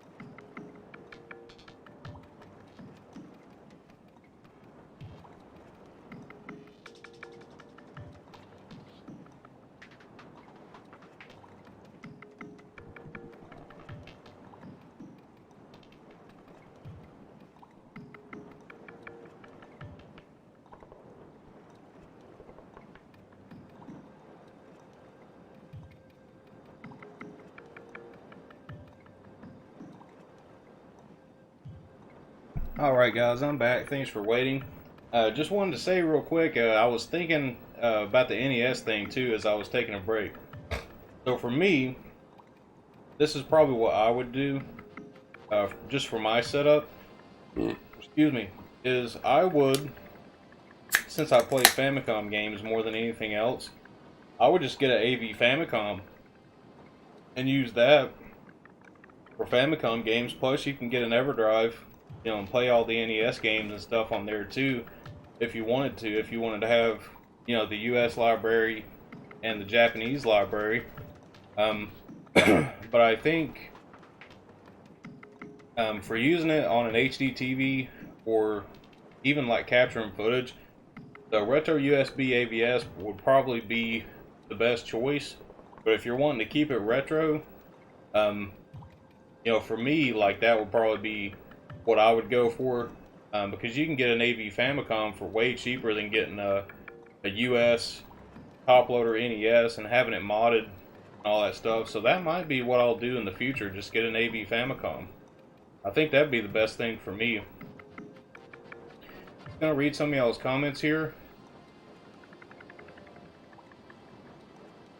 I'm gonna have to scroll up a little bit because y'all have been talking quite a bit.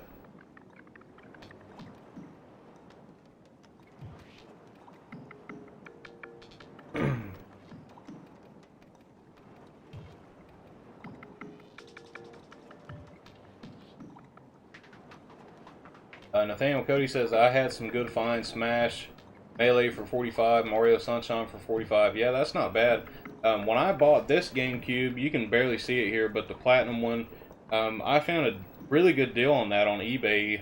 This was probably 3 years ago or so now, and it came with the Game Boy player and the disc.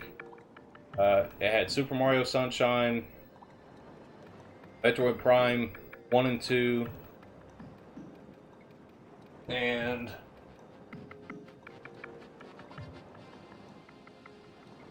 Luigi's Mansion. Or I had to look at my shelf for a second. But it came with all that stuff, and I think I paid like, I don't know, 150 for all that, and I was like, hell yeah, I'll pay 150 for that, because even back then the GameCube games were going up. That's why I haven't bought hardly anything for the GameCube, because all the games I want are expensive now, you know. Brandon Wallace says, the Vectrex is the system with the built-in TV. Okay, it's the same one I was thinking of. I guess what my question is about that, so I didn't actually know they had a multi-cart for it. That's really awesome.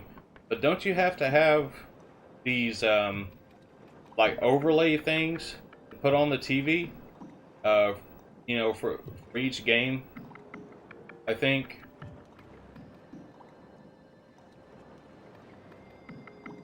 Bro Darkman says, Ground Zero Texas / Night Trap, apparently only 2. That's the one I saw earlier today, Ground Zero Texas, yeah. It was that one. Vectrex is the one with vector graphics. Yeah, that's got to be the same one I'm thinking of. Ringfit Master says, I want to order replacement of the Sega Saturn long boxes from LRG, but they're asking too much money for them, especially when I must consider the exchange rate from American to Canadian dollars. Yeah, it's expensive even in American, and I've heard about people ordering them and they get shipped to them and half of them are already broke, you know. So it's kind of a pain no matter how you look at it, really.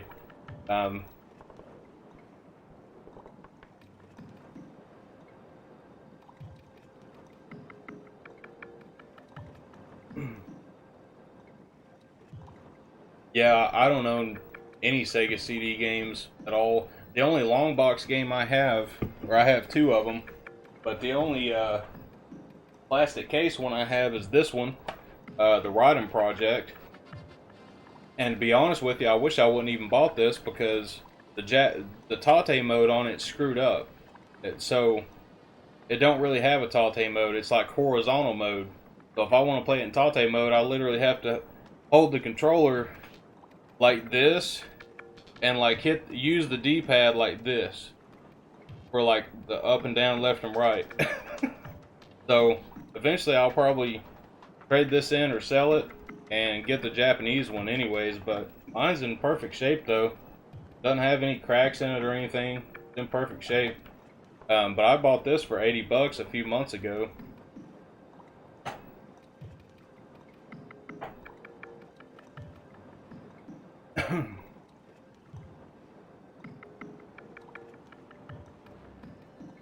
Ring Fit Master says those PAL Saturn boxes look cool, but the cardboard gets damaged so easily. Yeah, that's kind. I guess that's kind of like the PlayStation long boxes, because I got Twisted Metal back there too. That's the long box version. That's the only other long box game I have besides the Rydom Project. Ring Fit Master says even the disc holder for PAL Saturn games is terrible. Bro Darkman says, "Oh my God, it's a pain to collect and preserve." Yeah, I can imagine. Daniel Cody says that's nice. That's usually like 500 for all that. Yeah, the GameCube deal that I got. Yeah, nowadays prices it probably would be about 500. I'd say.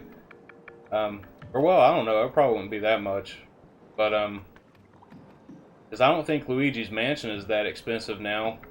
Maybe it is. I haven't looked at it in a long time.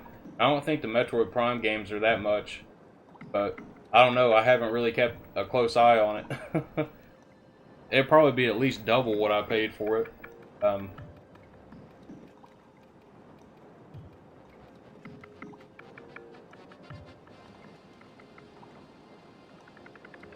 Daniel Cody says, stick to GameStop. I don't know, man. I've like, as far as retro games, like you don't know what they're going to send you. You know, you don't know if it's going to be complete or not, and all that stuff. You know, that's why I've been so skeptical about getting anything from them. Ring Fit Master says GameCube is unfortunately every day getting closer and closer to Sega Saturn and Dreamcast prices. Well, to be fair, I think the GameCube prices have surpassed the Dreamcast prices. Honestly, I mean Dreamcast has been expensive for a long time, you know, but I mean the amount of games that cost a lot on the GameCube compared to the Dreamcast, like there's way more expensive games now for the GameCube than the Dreamcast. If we're just looking at US library stuff, you know, not like, you know, stuff like Border Down, it's like 300 bucks on the Dreamcast, you know, import games, you know, I'm not talking about that stuff, but just the US library, I'd say the GameCube has surpassed that. Sega Saturn, that's probably more accurate than Dreamcast. I mean, like Sega Saturn stuff just ridiculously expensive. And yeah, GameCube could be going that way. But the thing is like, I don't understand it, because it's like, you know that like all these fucking popular games, they made millions of them. It's like there shouldn't be really any shortage of those games. It's not like the Dreamcast where so much of it was like limited print runs because, you know, Sega stopped making hardware and stopped supporting it altogether. You know, pretty crazy. Think about it, really. Even N64 stuff, like N64 stuff is way too expensive, man. Like from now on, damn near everything I buy on the N64, it's gonna be Japanese ones. Like from now on. PS1 too, I only own like what 4 or 5 PS1 games, and that's why it's because it's so expensive. And I recently just got these PlayStation 2s, so now I can finally start, you know, collecting some like import PlayStation 1, PlayStation 2 stuff. You know, I've already got probably about 8 or 10 Japanese PS2 games. I only have one PS1 import though.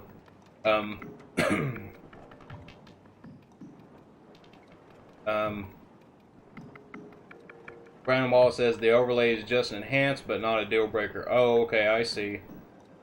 And there are some places that make reproduction overlays as well. Oh, okay, that's cool. Yeah, I didn't know that. I know about the Vectrex basically just from watching like John Hancock's channel, where he has, you know, talks about like his collection, and he's done videos on that system too. I think that's where I probably first saw it at, was on his channel. Nathaniel Cody says, I got the 1,000-Year Door from a store called Player's Choice Video Games, but it was drop shipping and it's now $118. Oh, wow. Road Dark One says, "Ouch, Raiden is now $80, dude." Yeah, it's actually more expensive than that. So when I bought this at $80 a few months ago, even at the time, most of them were selling for 100 or more on eBay. So and that was in a retro store that is usually overpriced. So I actually got a decent deal for 80 on that one. Same thing with Lightning Force. I paid $80 for that one at the retro store, and it goes for more than that too most of the time now. Usually at least $20 more. Ringfit Master says, "I don't like to show off, but since I grew up with a GameCube, I'm glad I kept all my GameCube games from my childhood and continue to get GameCube games after the 360, PS3, and Wii were released. I saved a ton of money." Yeah, man, and that's awesome, dude. You know, it's like I wish I had so much stuff that I had when I was younger that I ended up trading for new games or other systems or something like that, you know. And a lot of that stuff's really expensive now. Road Dark One says, "GameStop is kind of dry when it comes to retro. I think a lot of the resellers are buying inventory from GameStop, take advantage of buy two get one." Oh man, that's true. I've never thought about that. You're probably right about that.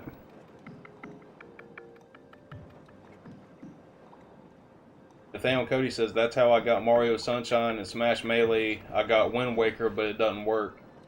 From GameStop? Nathaniel Cody said, "The Wii U will end up like the GameCube in my opinion. I have a huge collection, so I'll cash in down the line." Yeah, dude, I've been saying that for years, man. I've been saying that like way before the Wii U even stopped being sold. Like, it's going to be a Sega Saturn one day. Like, those games are going to be so expensive, man, that you know, nobody's going to be able to afford it. And the systems too, because, you know, the gamepads, you know, you have to buy it all together. You know, if you have a gamepad that screws up, what do you have to do? You basically got to buy a whole new system. You know, so those systems are going to get more and more expensive over the years. And I'll never get rid of mine just because I love Xenoblade Chronicles X so much. One of my favorite games of all time. And eventually, I was actually thinking about this last night. I would like to stream that game for you guys at some point. Not do a big playthrough like I'm doing of this game. Because, I mean, dude, right now I've got more than 250 hours into that game and I still haven't finished everything. You know, I could probably put 100 more hours into it, you know, and maybe, you know, still not have done every little thing. But I think what I'd like to do is just do an overview, like stream it for like 2 or 3 hours. Just get in a mech suit and just go to all the different continents. Don't do any fast travel or anything, and just show you how beautiful this world is. Like, it's my favorite game in a video. It's my favorite game world in a video game ever made. I'd like to do a stream of that, just so people can see it. You know, just fly around. You know, fight some enemies here and there. Maybe even stumble across some super bosses I haven't been able to fight yet because I'm not leveled up enough. But that's another one I want to go back to and play some, you know.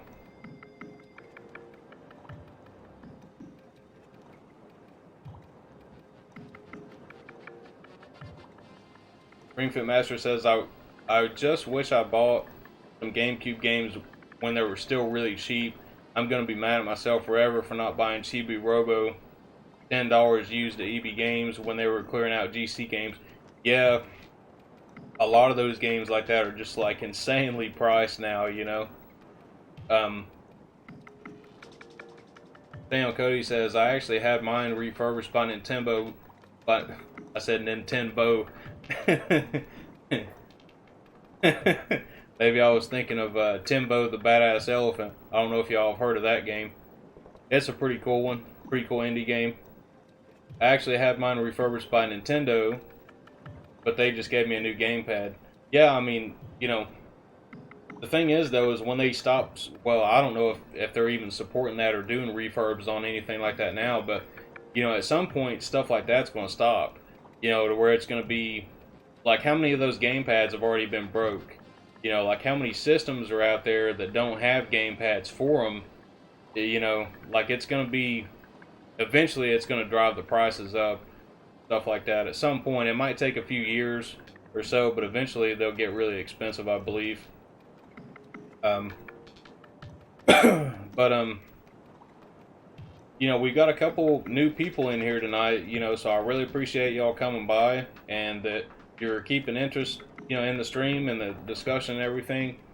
And I've been thinking about this a lot lately, you know, like instead of just streaming games all the time, there's some times where we get to talking about stuff, you know, and we'll sit here and talk for like 2 hours and not even play the game that I'm trying to play. So, you know, maybe I should do some just, you know, retro discussion videos, you know, just where everybody can chime in and we can have, you know, certain topics talking about, you know, all the stuff we talked about tonight, like retro setups, you know, all the stuff coming out.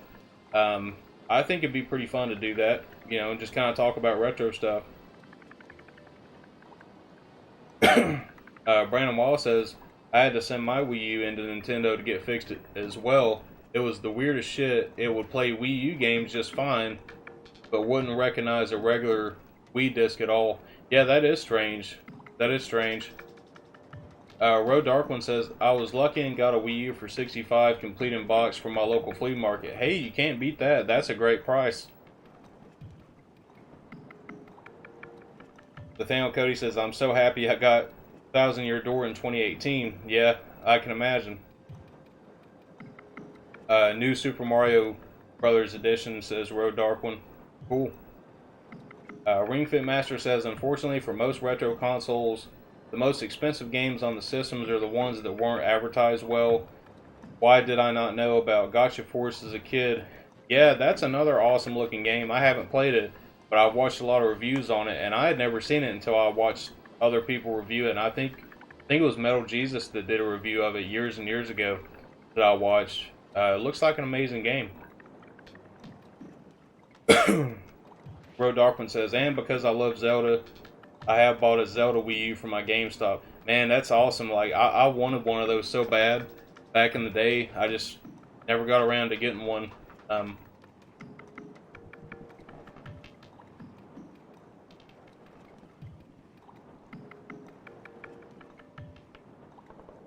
Alright, so I think we're caught up in the chat now.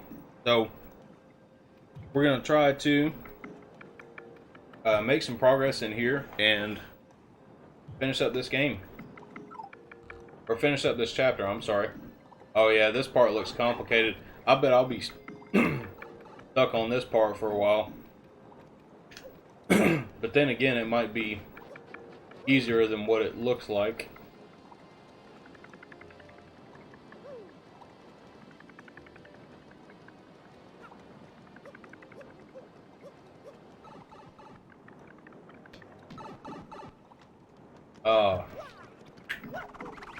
I'll make sure I don't fall in the water.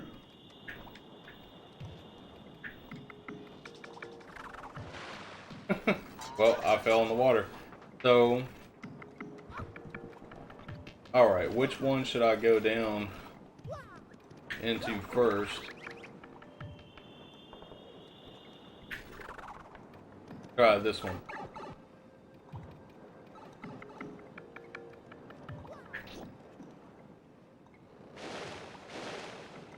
Oh, okay. Now let's go on the other one.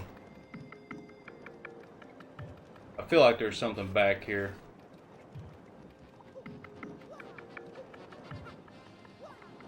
It's not. There's usually some kind of secrets all over the place in these games.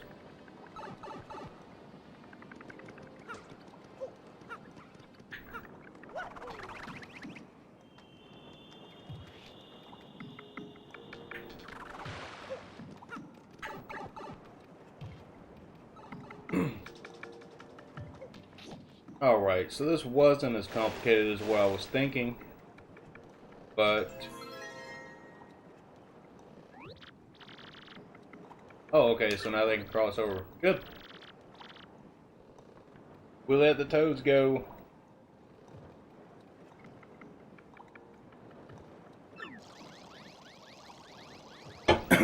Somebody's gonna start singing "Who Let the Toads Out" here in a second.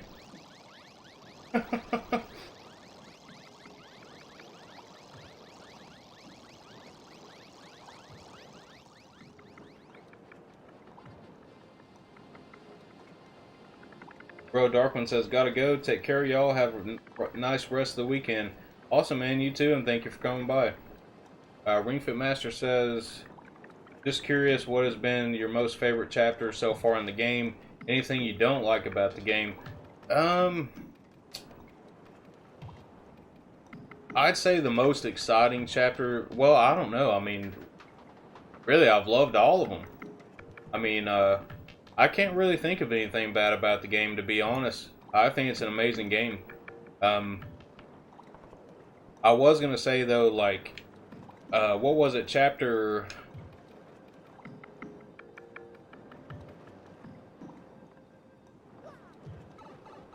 Was it chapter 3 where you go to Glitzville? I think it was. I really liked that one, but I liked all of them. The last one with like the ghost mansion thing, I really loved that one. Anything like spooky like that in games, I've always loved that type of stuff all the way around. But I've liked every one of them so far.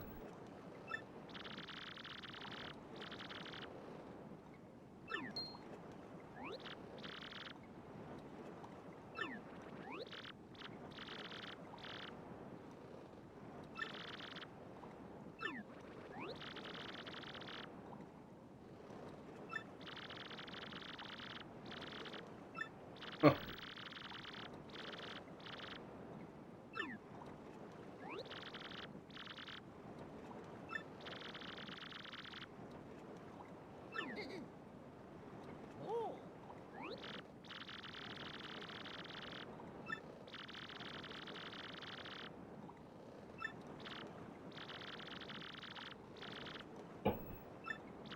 Well, it looks like we're getting close to the boss.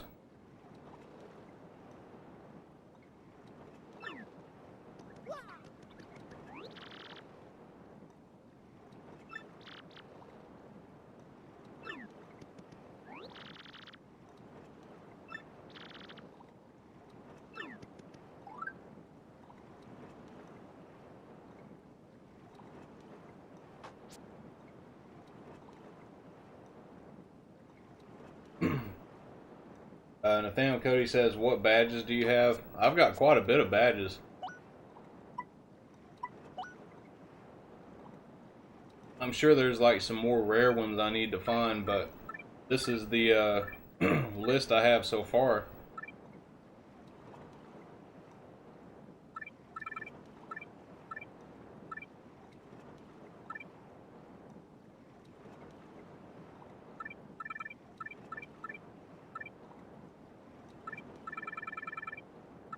Yeah, that's pretty much all of them.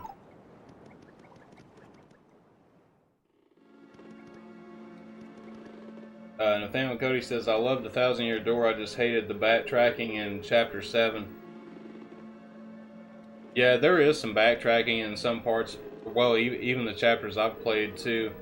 Greenfoot Master says, "In my opinion, I think the only weak chapter in the game is Chapter 1. Chapter 1 is just a tad cliche, but to be fair, it's the start of the game." Yeah, I didn't actually mind the first chapter. I thought there was some pretty cool stuff in it, you know.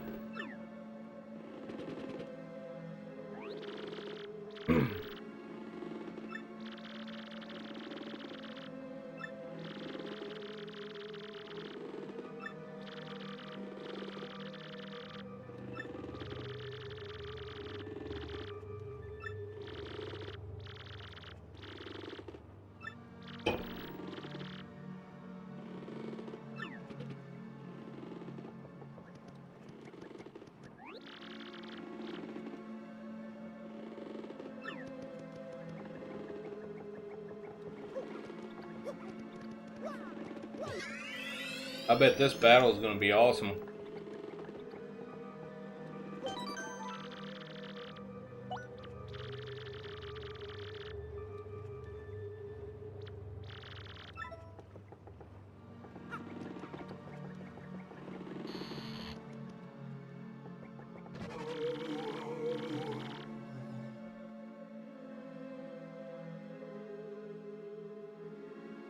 Power bounce makes every boss a joke. Yeah, I know. I use it all the time.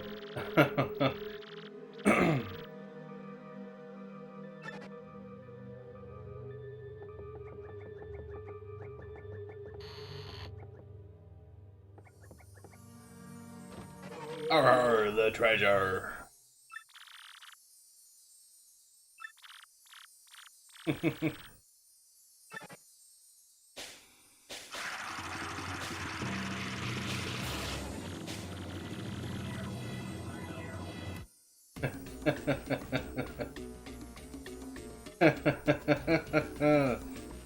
I don't know why I thought that was so funny, but enough. I grow tired of this spooky ooh business.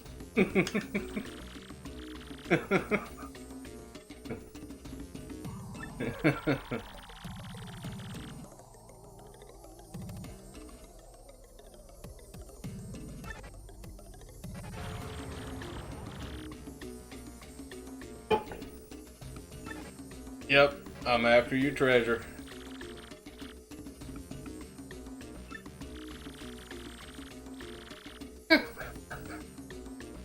I'll turn your mustache into a bone polisher, amigo.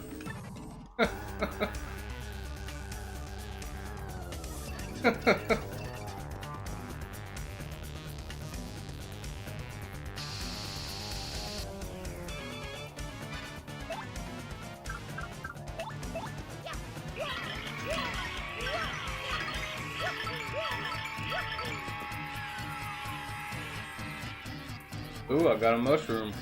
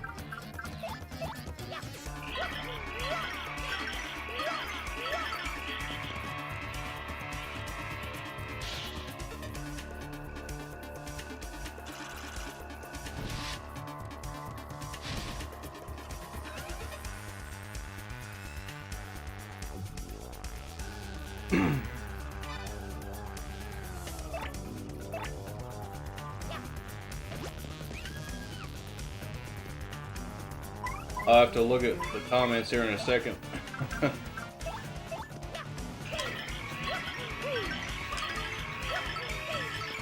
I take too much time, people in the audience are going to start attacking me.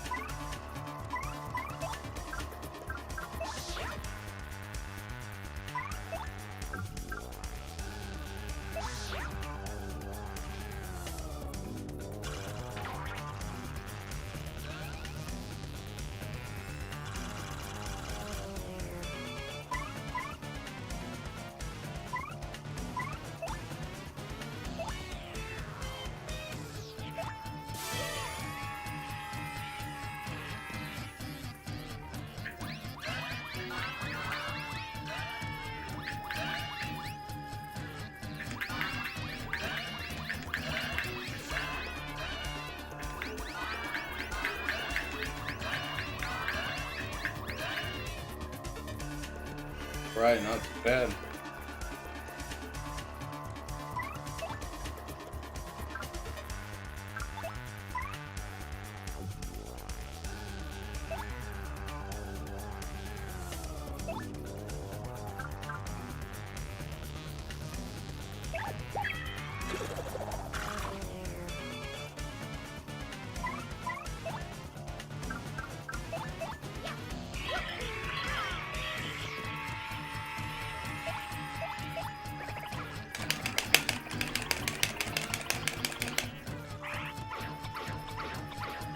I don't do anything to him.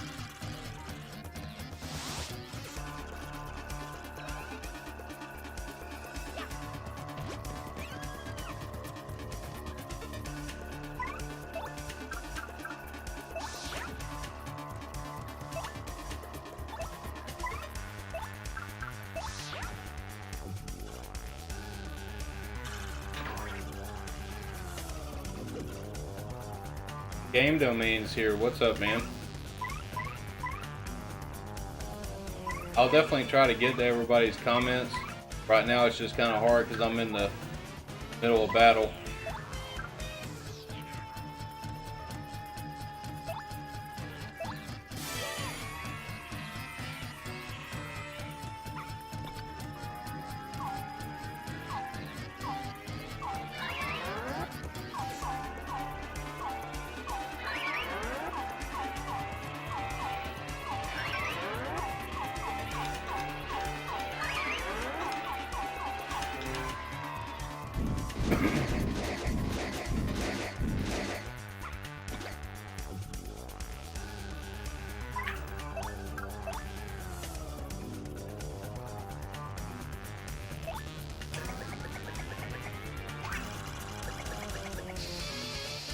I can't use that attack on him.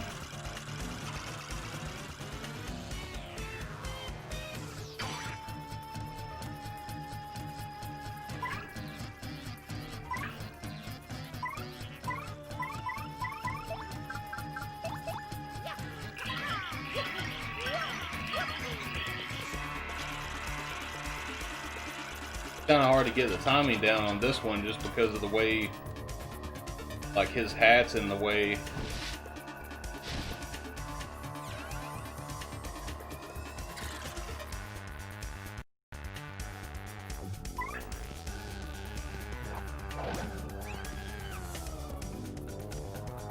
See, that's what I mean. I got people in the crowd attacking me too. Let's see.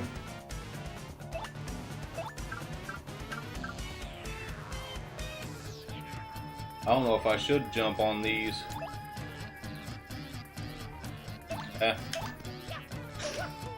I figured it'd hurt me, but figured I'd try it at least.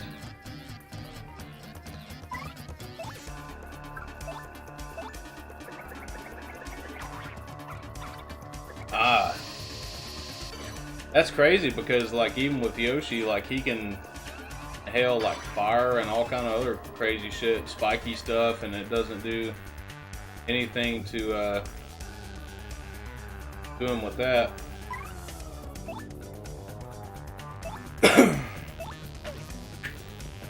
Alright, so it's gonna hurt me no matter what I do here, so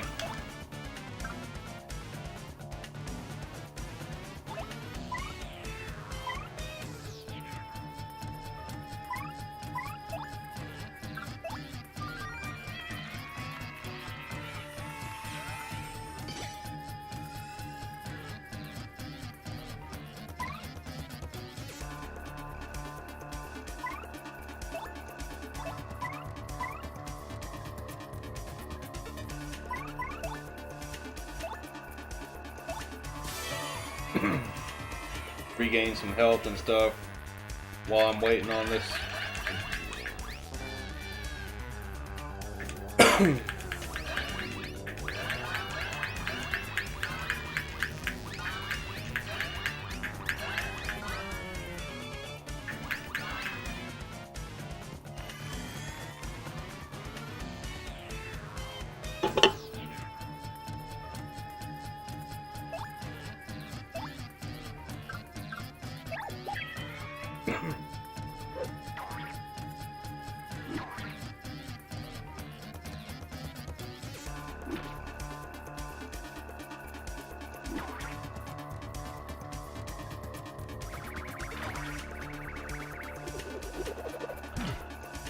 Damn.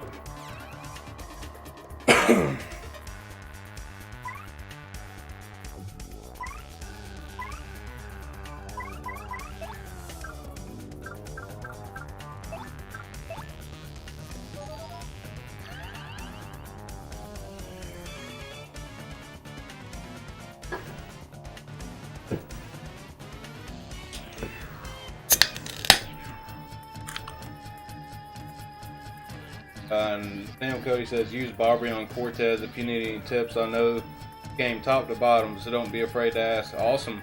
Yeah, it's awesome to have people in the chat that know, because I've got stuck so many times on this game. Which Green Fat Masters, he actually sent it in to me to be able to play it, but he says be back later, gotta get back to work. But he's gave me a lot of tips too. Nathaniel Cody says, dang, this put me in the mood for 1,000 Year Door, going to fire up the Wii and play. Awesome, man. Game Domain says Cortez is one of my favorite bosses in the game. Yeah, he's very interesting. Definitely a little bit more challenging, I think, than some of the other ones I've fought so far.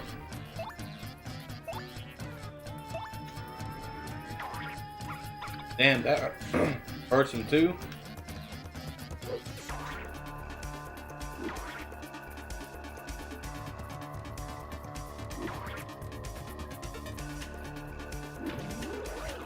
Oh shit, and that poisoned me.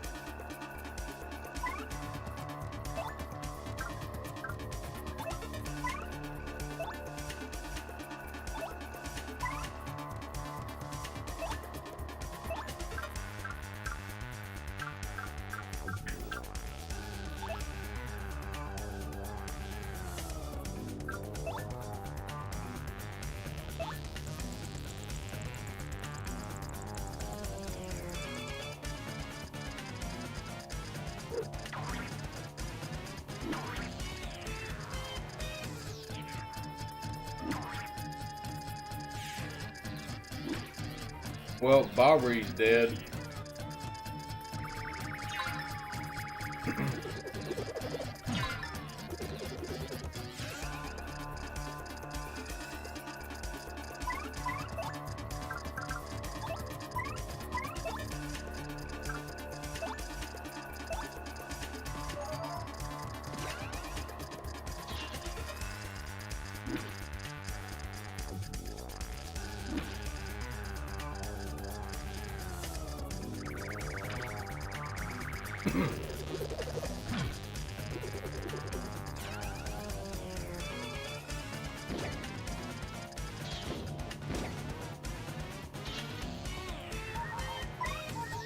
Alright, well maybe there's a chance.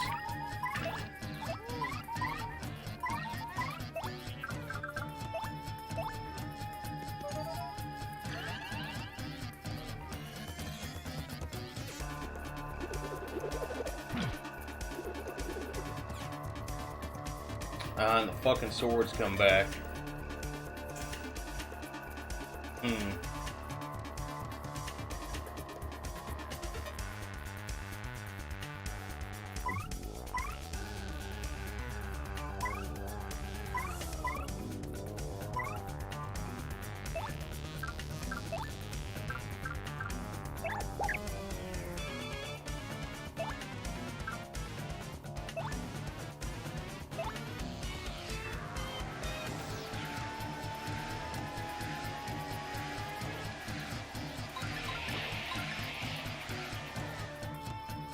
Alright.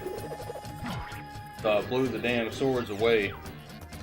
Well, now I got this one to deal with.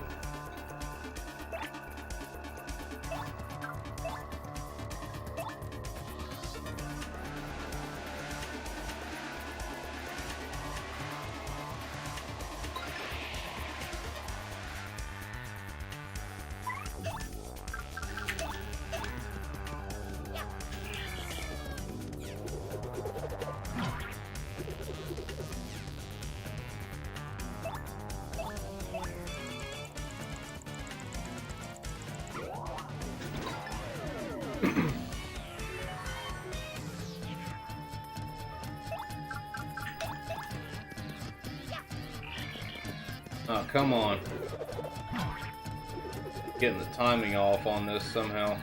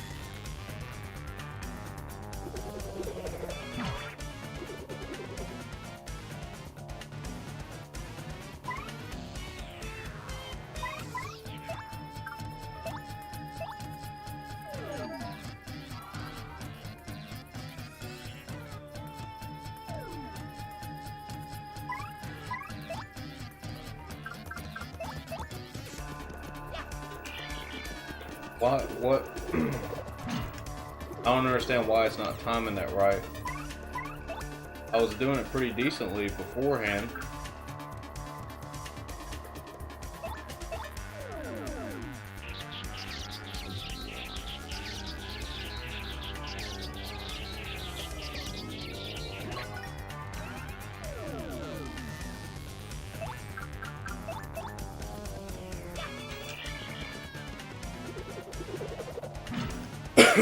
I think it's his hat. His hat being there because you're not landing like right on top of him.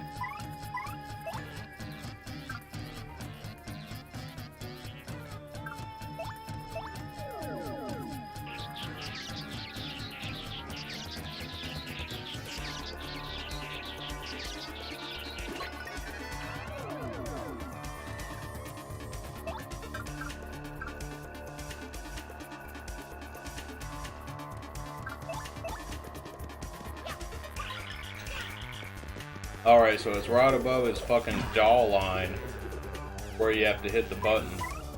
Well, I got it now.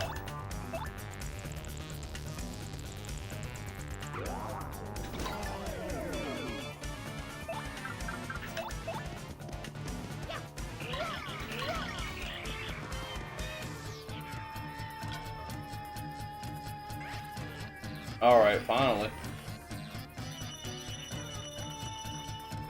I leveled up.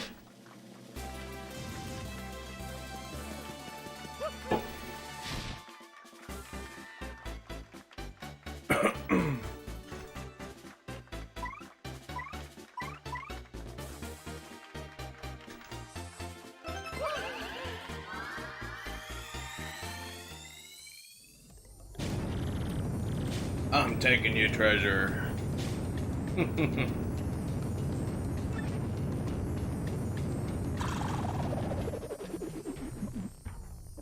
Well, Flavio's gonna take your treasure. I'm gonna take your crystal star.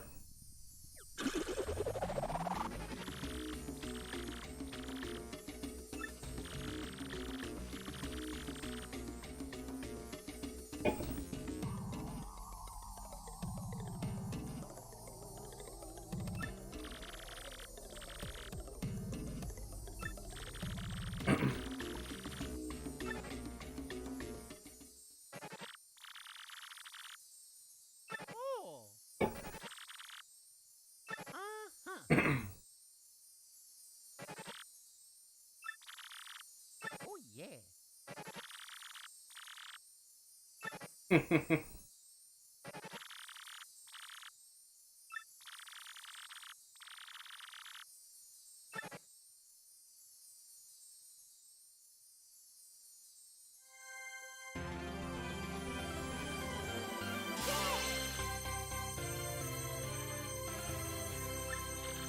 Well, I guess Flavio doesn't get any treasure unless he wants to go take it himself.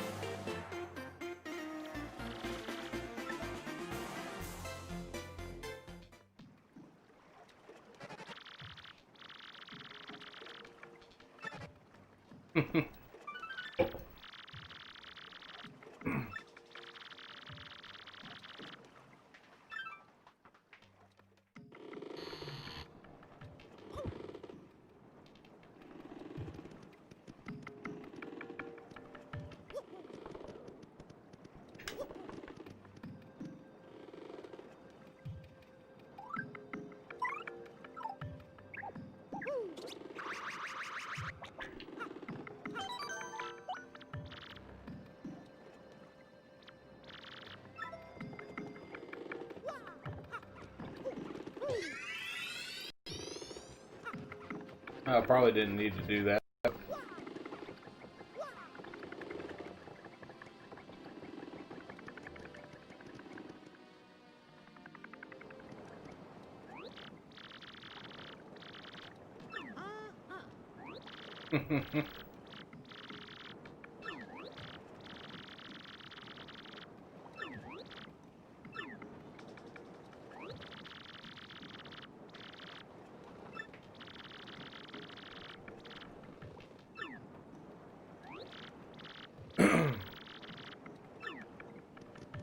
I can break the rock.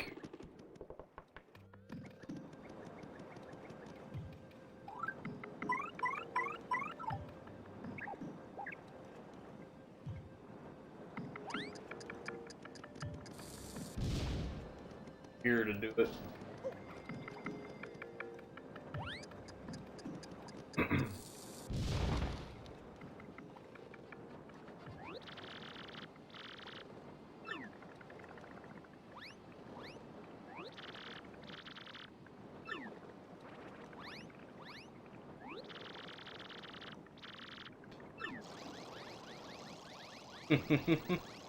I love it when it shows stuff like this in the game.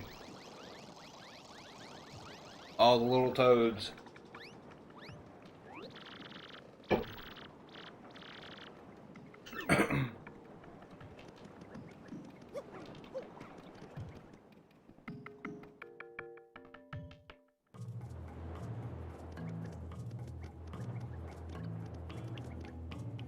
Oh, we're at the beginning. I remember walking around over here. Now I'm gonna whack you on the head. Sorry, buddy. That's what it's called, the whack-a-bump.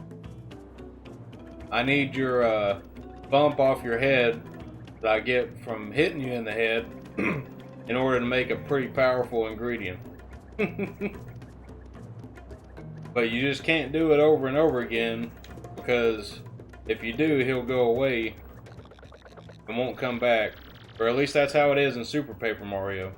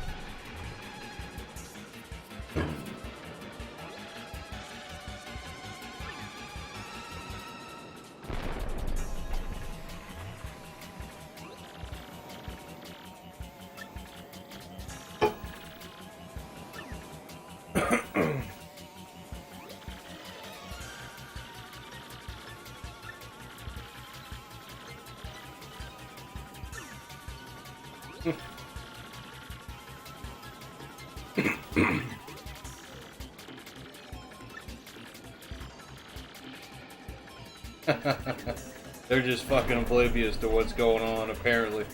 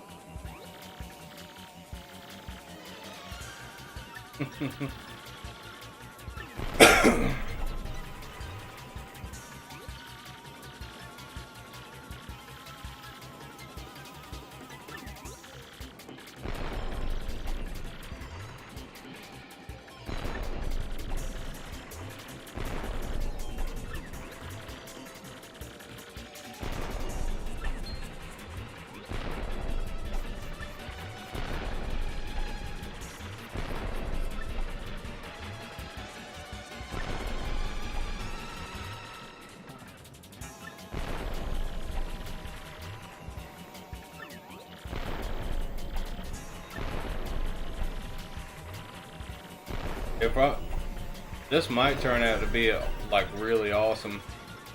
Like, are we gonna have a pirate ship battle?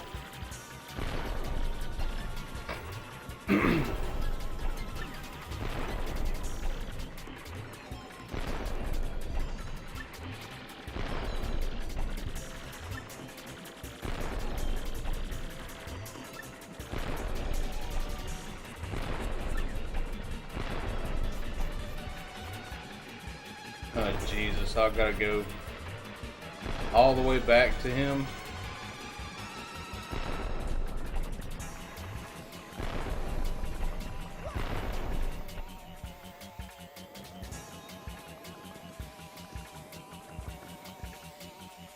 At least I could use the shortcut.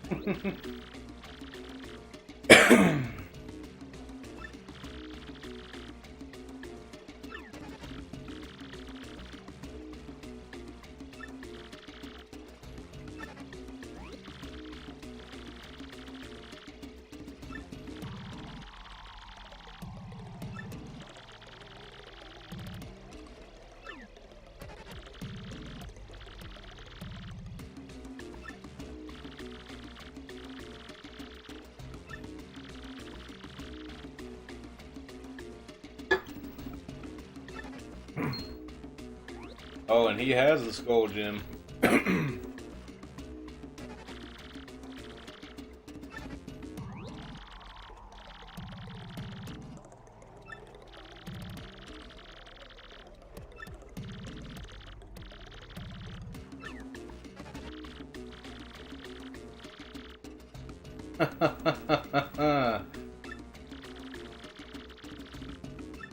Damn.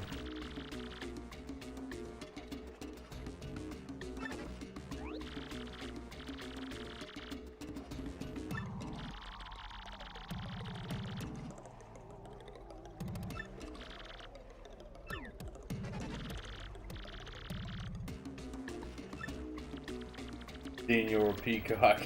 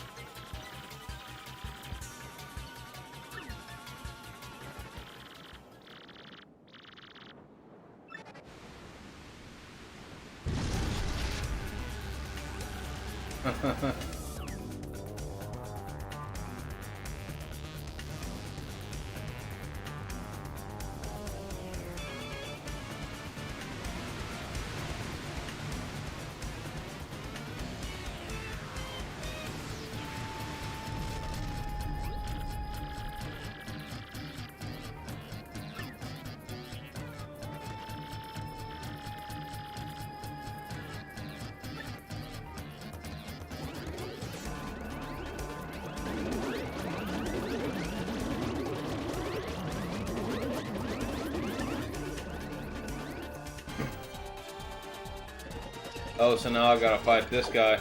I thought we were gonna have like a pirate ship battle. It was still cool though.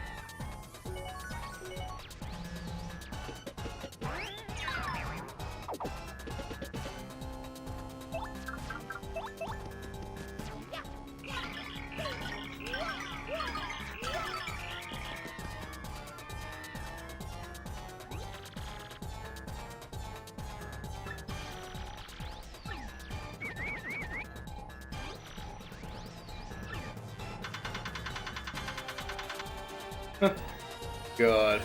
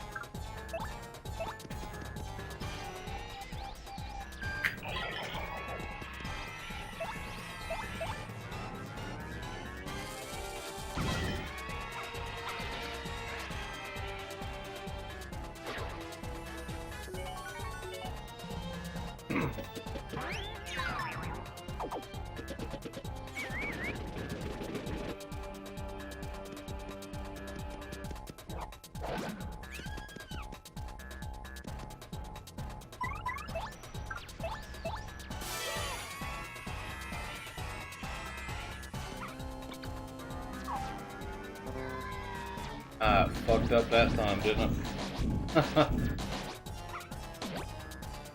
I probably could have wiped him out with that too.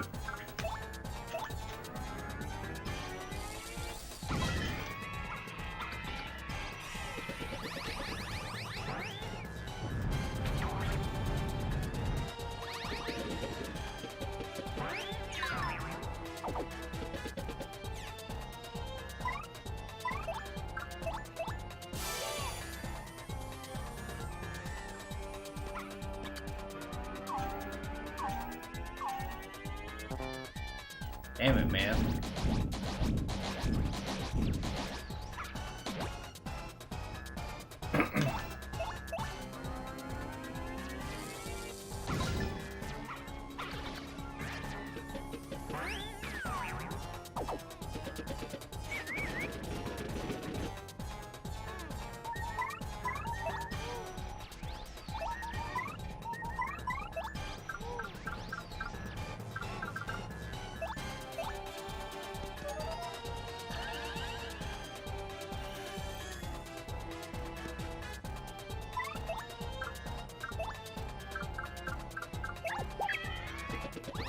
I think I know how I'm gonna beat this shit.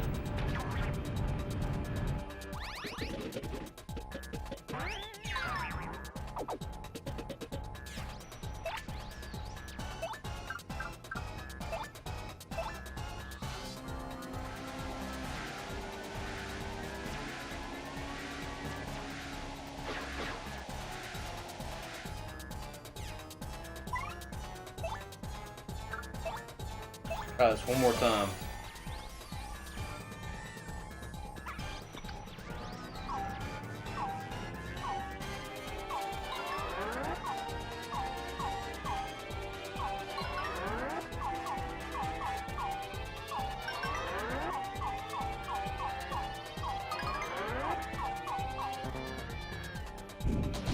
Alright, not bad that time.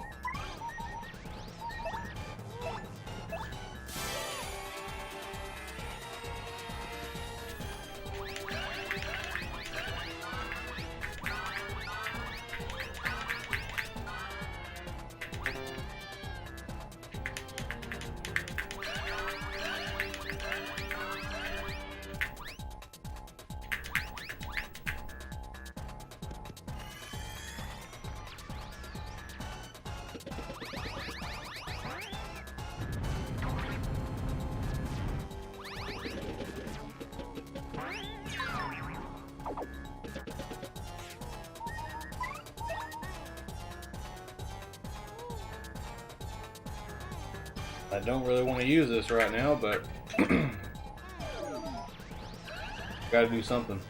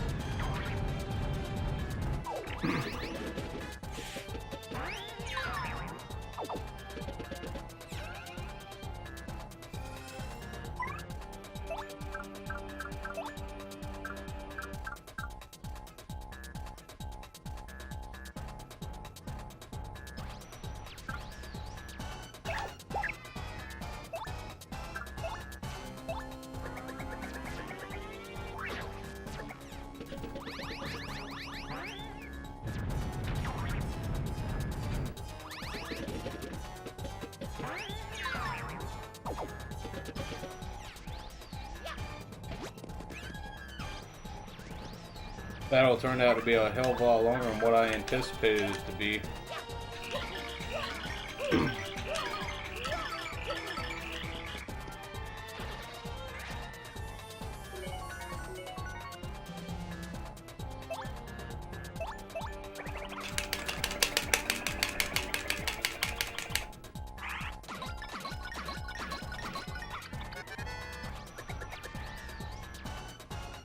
I beat him.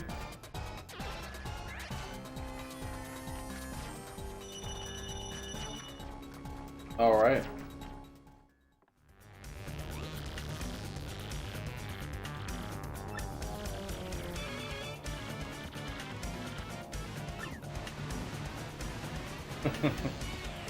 They're gonna run away now.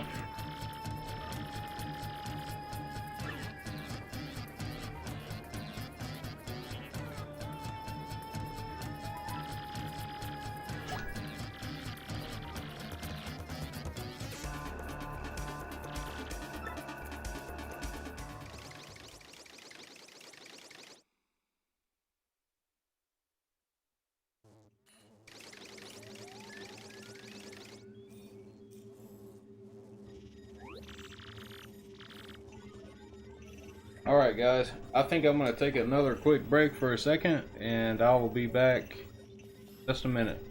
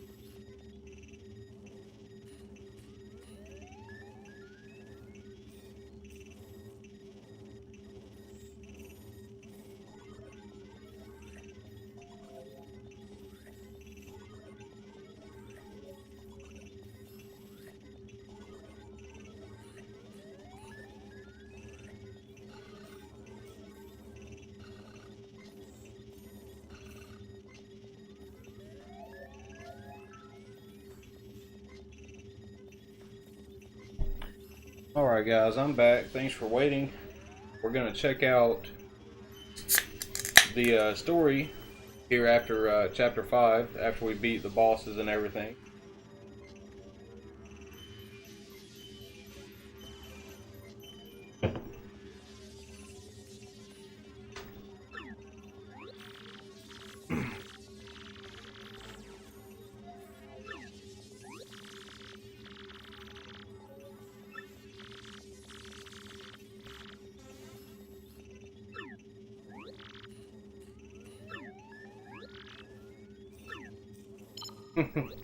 Reminds me of like Star Wars or something.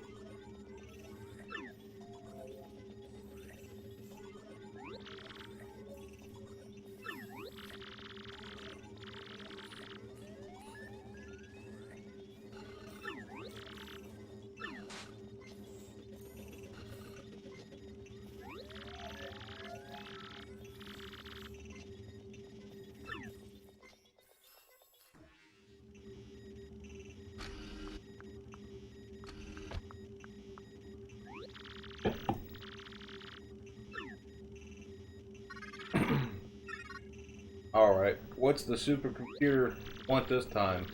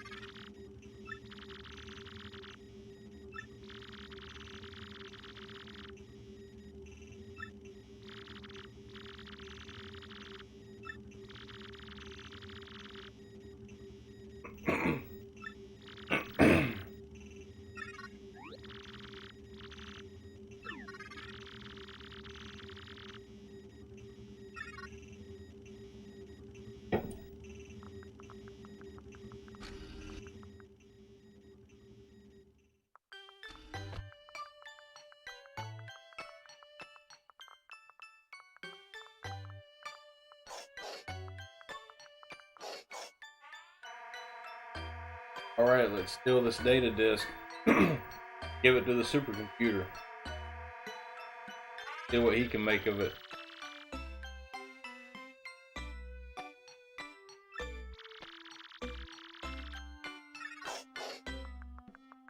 Well, I don't know which way is which.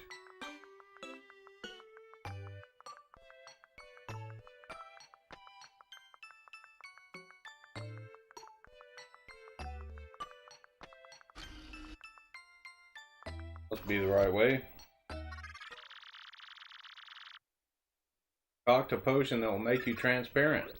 Okay.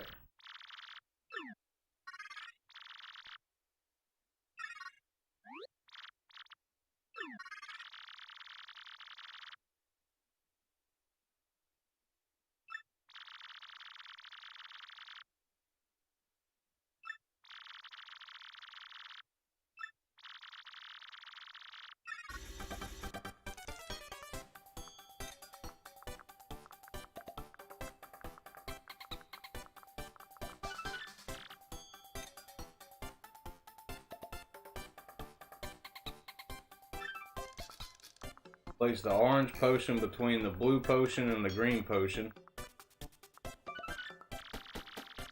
Place 2 potions between the green potion and red potion.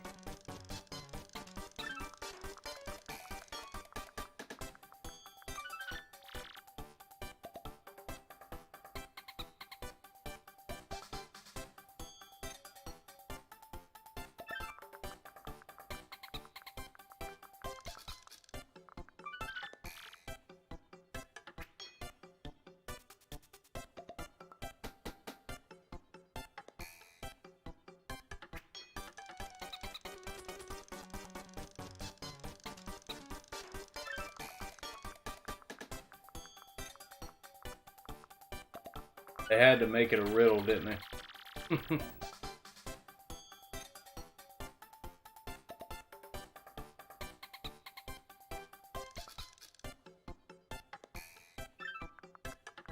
So blue, orange, green. Green, orange, blue.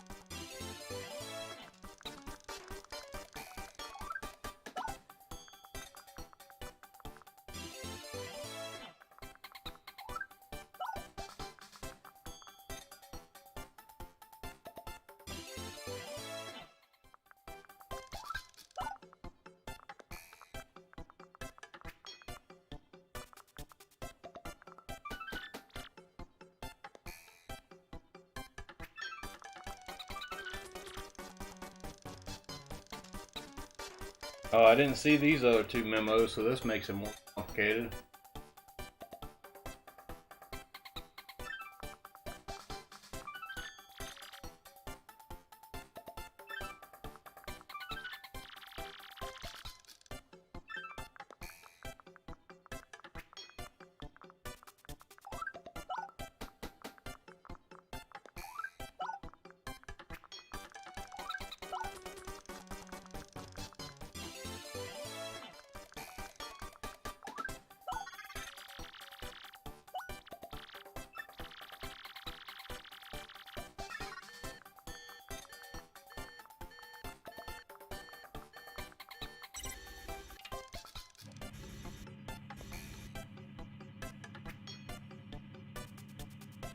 Hopefully this works.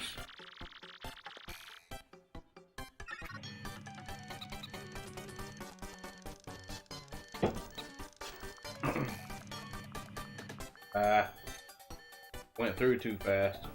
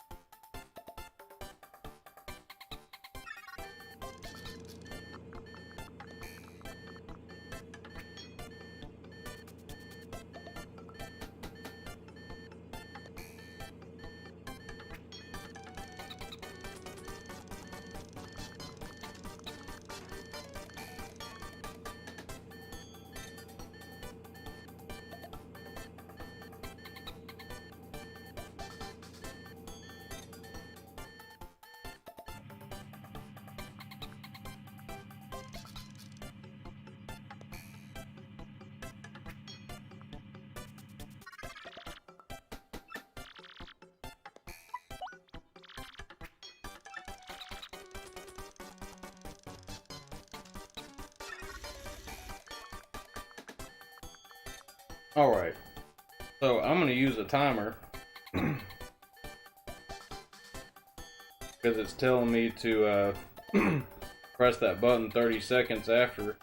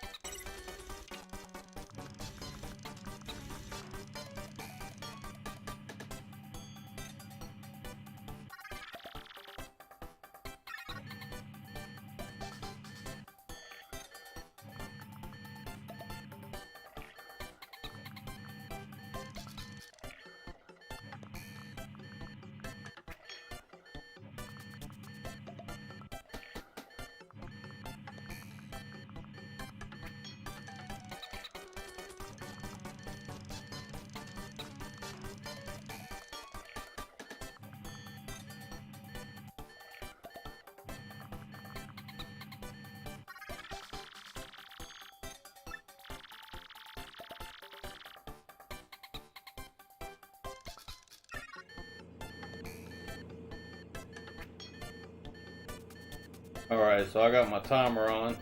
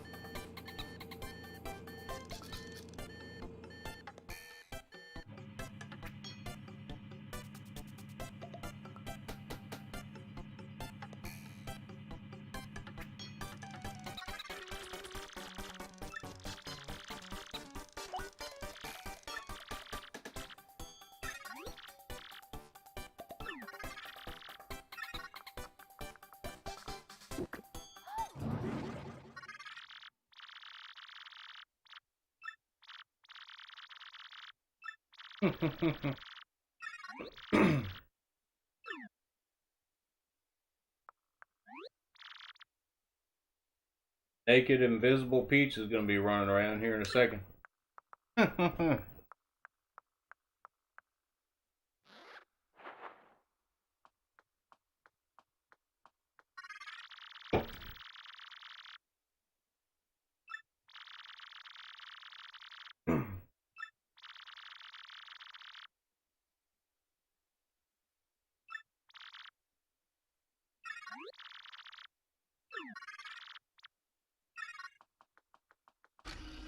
Alright, now where's his room at?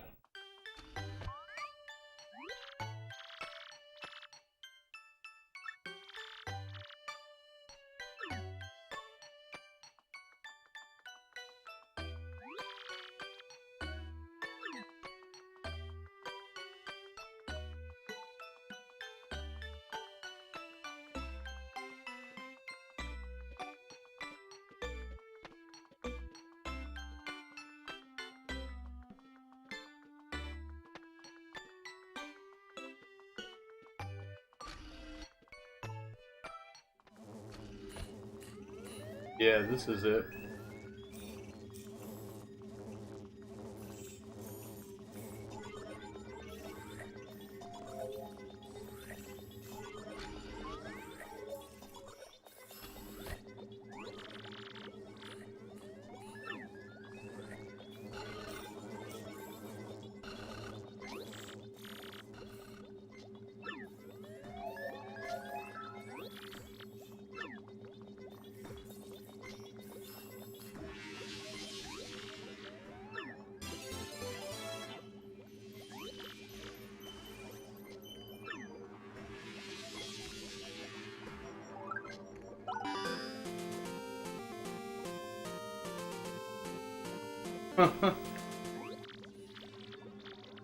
Looked like a shooter game or something was gonna pop up on the screen there for a second.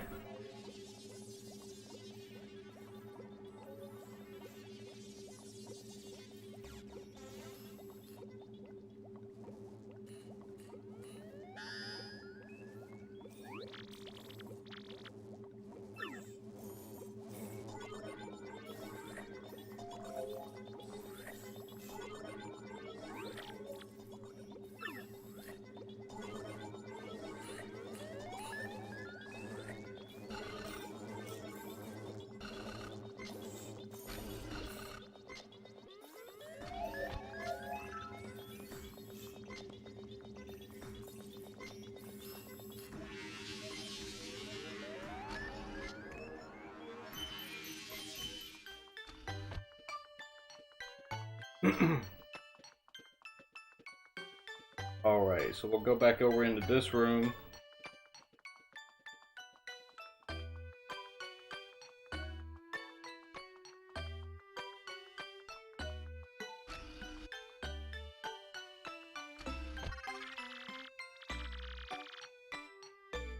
Brandon Wallace says it's the Famicom disk system. I thought that too when I saw it. It did look like a Famicom disk system.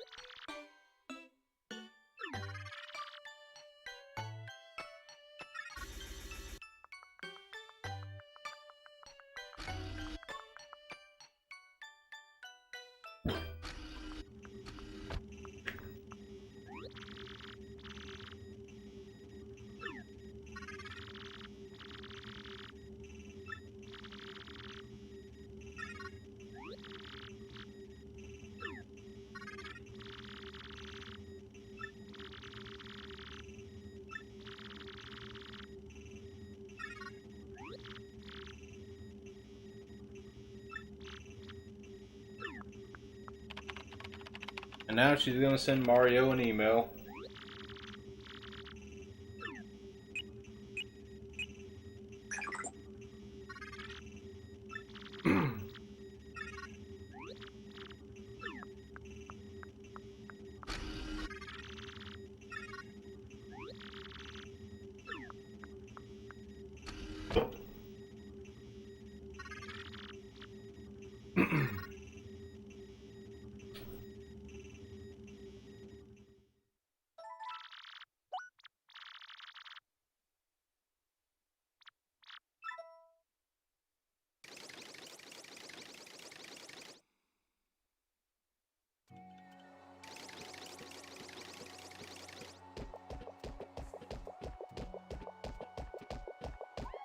I think now we're gonna play another Bowser level.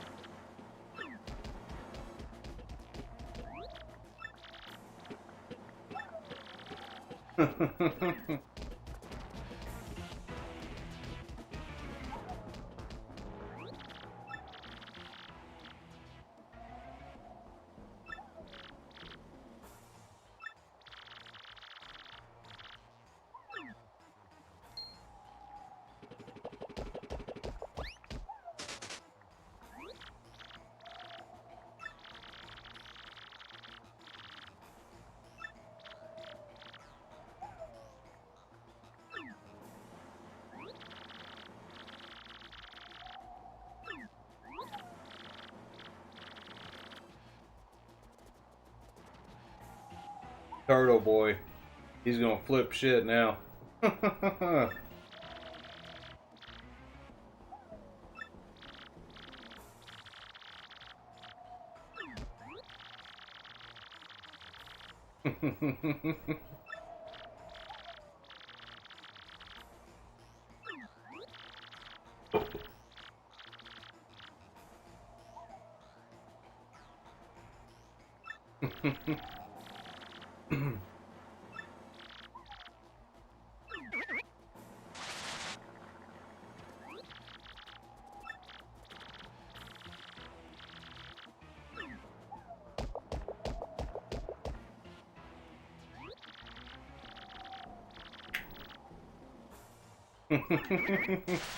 Now there's gonna be a million Koopas.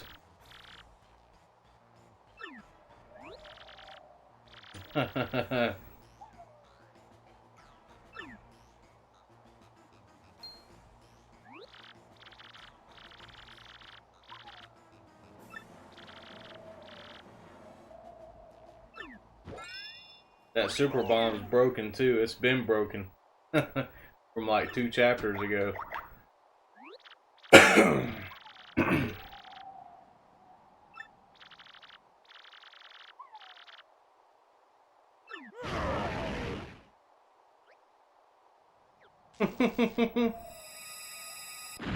Now they're all caught in the super bomb.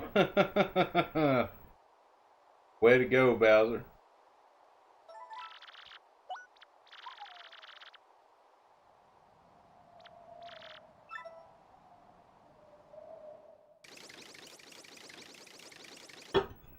So I guess no cool Bowser level there, where it's like an old school Mario level, but that was still pretty funny to watch.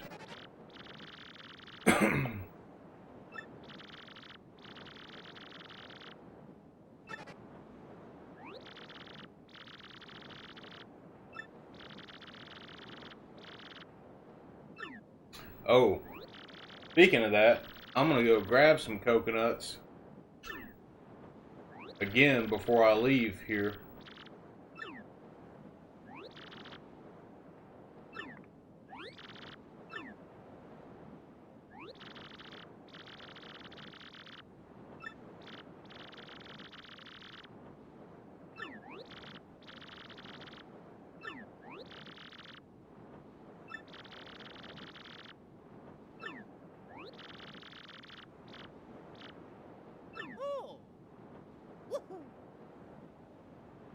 I guess it's not going to give me any choice.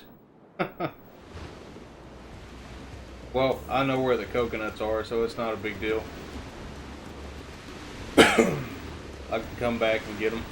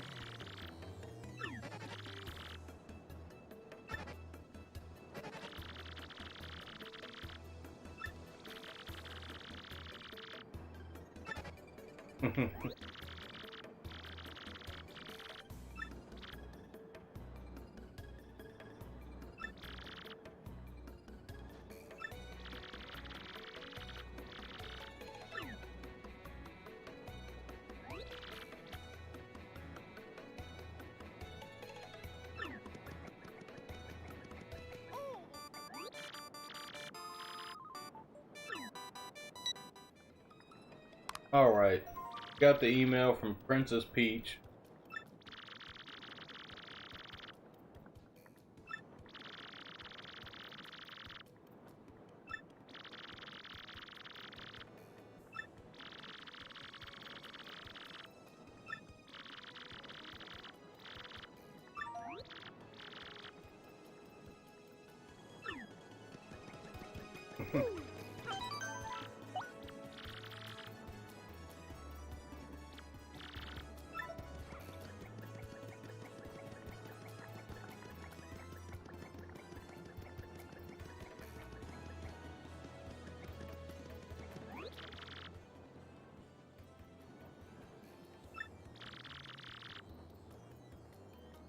You know, just hearing all of Luigi's stories and all these Paper Mario games, I really want to see a Paper Luigi game.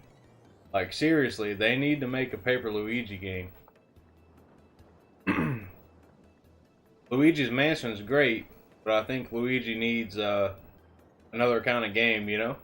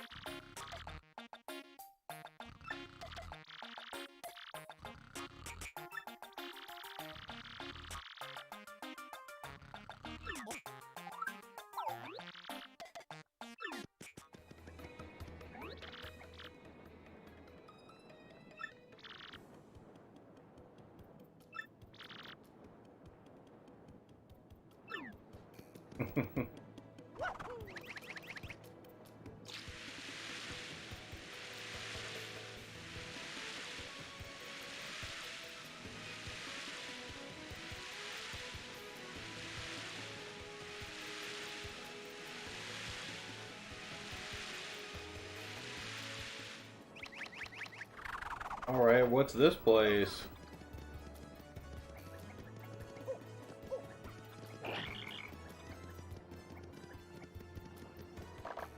Chest here. HP drain.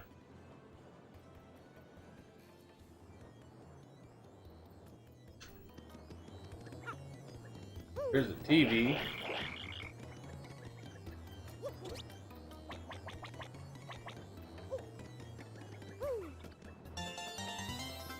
Got a star piece. I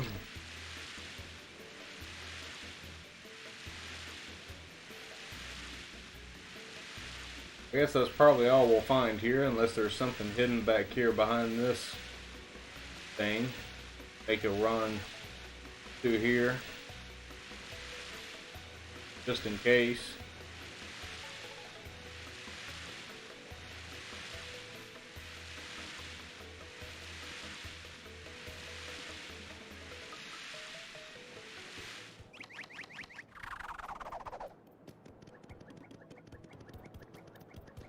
There's some other places I can get to in the town now with that paper boat power thing.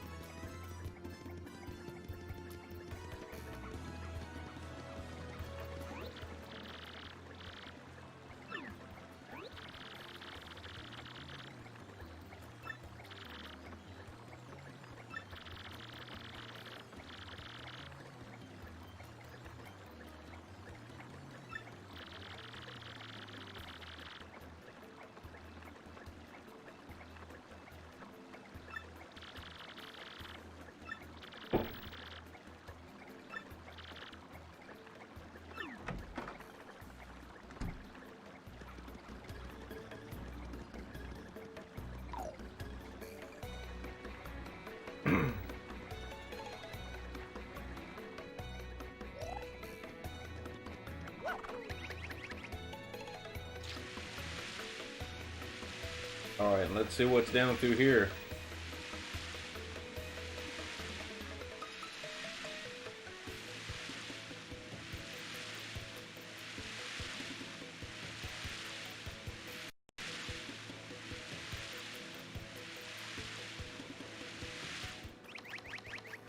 Got a chest here. There's probably a badge or something in it. Double dip. During battle, use 2 items in 1 turn. Damn, that's a useful badge. Hell yeah.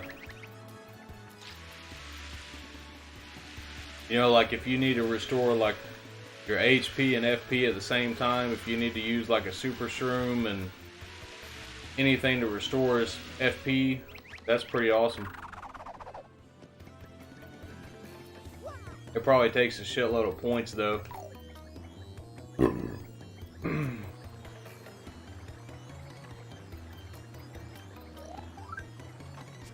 Out of curiosity, let's see. 3 points, that's not too bad. For something like that, that's not too bad.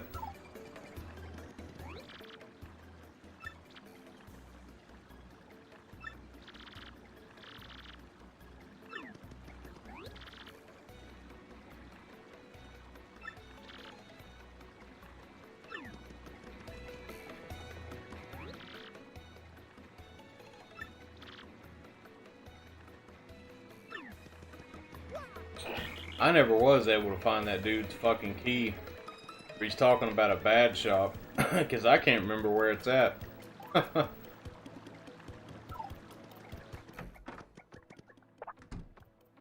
Let's level up old Bobbery here.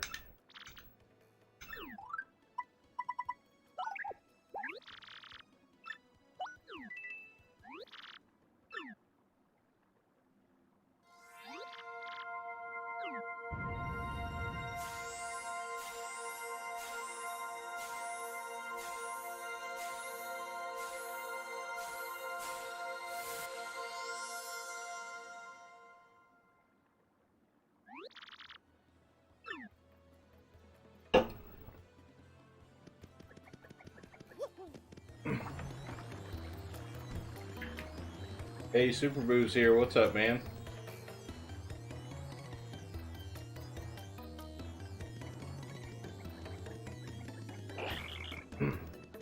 But I swear I can't think of the life of me where that damn bad shop is that he's talking about. Because if it's in Rogueport, if it's in this area, I don't know of any bad shops.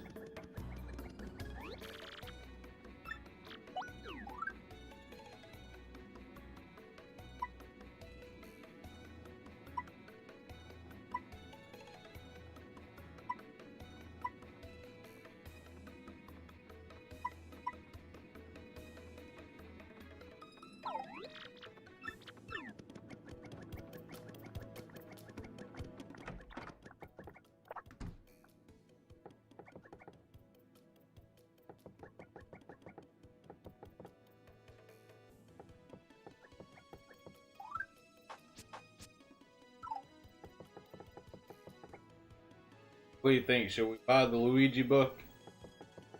I think we should.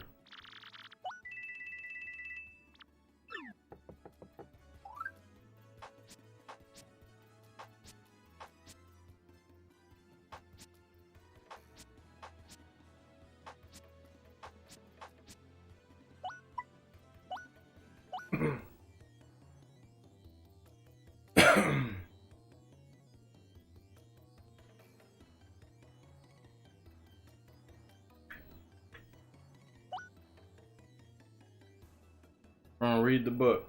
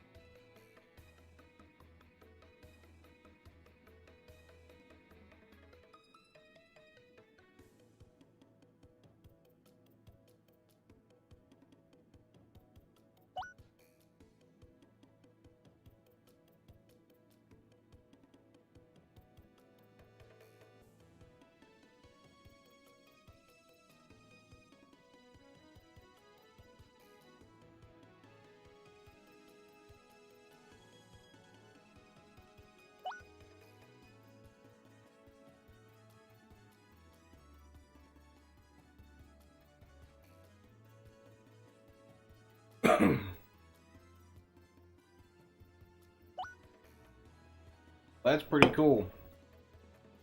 And like I was saying earlier, you know, they've got so much story here. I'd like to see a Paper Luigi game.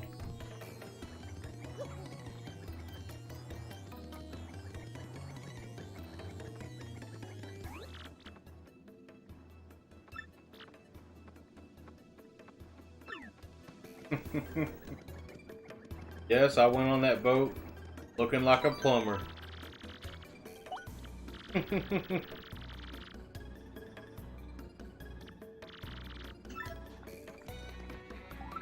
Alright guys, well, we've been playing this one for a pretty good while now. I've been streaming about 4.5 hours.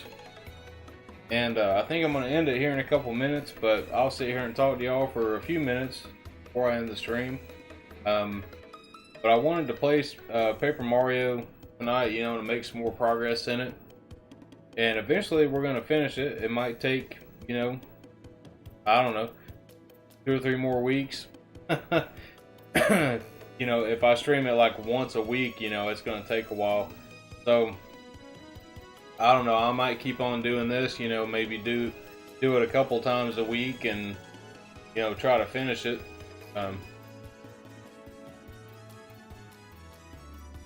But now tomorrow I don't really know what I want to stream. As far as Dreamcast stuff, I'm kind of holding off until I get my DC HDMI modded Dreamcast back. I just have to pay for the shipping and repairs and stuff and have him send it back to me. So I'm kind of holding off on the Dreamcast stuff until then.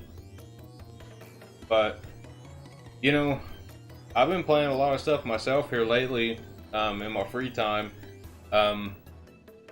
You know, I'd like to do more Famicom streams, Super Famicom, stuff like that, PlayStation 2, PlayStation 1, Sega Saturn, you know, all those kind of systems. So I think tomorrow what I'm going to do is, well, I need to not stay up until 7 in the morning and go to bed so I can get up tomorrow, but that's what I did last night. I ended up staying up till like 7 in the morning and didn't get anything done today, you know. So tomorrow I think I need to get my ass up early and go to the game store because I really need to pick up an NES controller and a Super Nintendo controller, because it seems like my 8-bit DOE controllers have crapped out on me. So with the 8-bit DOE N30 for the NES, the connection won't stay solid, and that one's not even Bluetooth. It's 2.4 gigahertz wireless, and it's not staying connected at all. I was having major problems out of it on my last Famicom stream last weekend. So, and now my 8-bit DOE SN30 for the Super Nintendo Famicom, it's not even holding a charge, so I don't know what's wrong with it. Maybe the battery or the USB port or something happened to it. I don't really know what's wrong with it, but either way, I gotta go grab some controllers tomorrow. So I'm not really sure what I'm gonna play. I've actually really been wanting to play more Super Famicom stuff, and you know, Jim sent me some Super Famicom stuff in my last box too that I kind of like to play and stream and stuff like that. So I'm just kind of playing it by ear, but I'm not really sure what we're gonna do tomorrow. But it'll definitely be a retro system. But like I was saying earlier, though, there are some new games coming out I want to stream. You know, like the even the Scott Pilgrim game. You know, I'm looking at the pre-orders for that on Limited Run. Now, keep in mind that it even says it on their website. Scott Pilgrim is getting a release at Best Buy. They're going to get the Limited Run versions with an alternate cover, just like they did with like Golf Story, Castlevania Curse of the Moon, stuff like that. So Best Buy is getting a stock of them as well. So I feel like that game is going to be there, you know, to be able to get. So I'm not really too worried about it. The really expensive collector's edition is pretty badass. You know, comes with a couple vinyl records and all kind of other stuff. But I ain't spending $400 on that. Too much, man. You know, way too much. If I was gonna spend $400, I'd get an Effects Pack Pro and a Mega EverDrive Pro, and you know, have a really amazing setup. So hopefully that'll come in the future. Honestly though, like, what is it, January 16th? And the next month or two, I'm gonna be building a badass computer and, you know, getting the EverDrives and stuff like that. So I can't wait for it, man. I'm so excited to get all that stuff. It's gonna make the stream so much better. You know, I might still keep on streaming at 720. I'm not really sure. You know, I'll do a lot of test streams and everything, but hopefully I'm gonna try to throw everything I can at these streams, you know, when I get that computer. So I'm excited as hell for it. Brandon Wallace says, I'm going to wait on Best Buy as well. Brandon, you got the right idea, my friend. Super Bruce says, I just went ahead and pre-ordered the $55 one. I wanted the CD soundtrack though. Yeah, that's not a bad deal as well. I like the retro edition they came out with, and like the Sega Genesis case. That's pretty badass. So I mean, if I was going to pre-order any one of them, it probably would be that one. And I see the pre-orders are going up for like a week from now, you know, so there's still time to pre-order it. I think they knew that game was gonna sell quite a bit, you know. But not only that one, there was another one I was looking at today that I'd never heard of called Shadow Gangs, and it's on, you know, the newer systems like PS4, Switch, Xbox and stuff like that, probably on Steam as well. That looks like a really amazing game, you know, if you like the older, like Shinobi style games. It looks like a really good game. It's kind of expensive. It's around like $25, but it looks really good. I'd like to stream that for you guys, so I'm thinking about picking that up, and I'll definitely be getting what's it called, Cyber Shadow. I think it's Cyber Shadow, the new Yacht Club game that they've been teasing forever. That comes out in just maybe like a week from now, so I'll try to yeah, I think it comes out Tuesday, or maybe next Tuesday. I can't remember exactly what date it is. I believe it's this Tuesday if I'm not mistaken. But I really like to stream that one too. I love those types of games, and we'll have to do that. So the only thing is, I'm trying to sort out a few things with my retro setup. Right now, you know, how I've got this set up is I've got my laptop sitting right in front of me, but it's also right in front of my big TV, and it's covering up some of the screen. So I think what I'm going to do, and I don't know if I'll be able to get it tomorrow, but I'd like to get like a tripod thing to where, like, if I want to play newer games, you know, and use the TV and not have my laptop like blocking up a bunch of the screen, I could get, you know, something, you know, some type of tripod or something, my webcam, and get the same kind of camera angle, you know. So I've been looking at stuff like that today, and I might go looking around tomorrow for stuff like that, see if I can find something. But if not, I'll probably just order something on Amazon. But I want, you know, this kind of setup to kind of stay the same. So if not, like, I can't get the right camera angle any other way unless I like want to take everything outside like I was doing before I had everything set up in here, you know. So that's kind of, you know, a lot more work to do all that, but I mean, I'll do it if I need to though, and I still have to do it for the Tate mode streams anyways.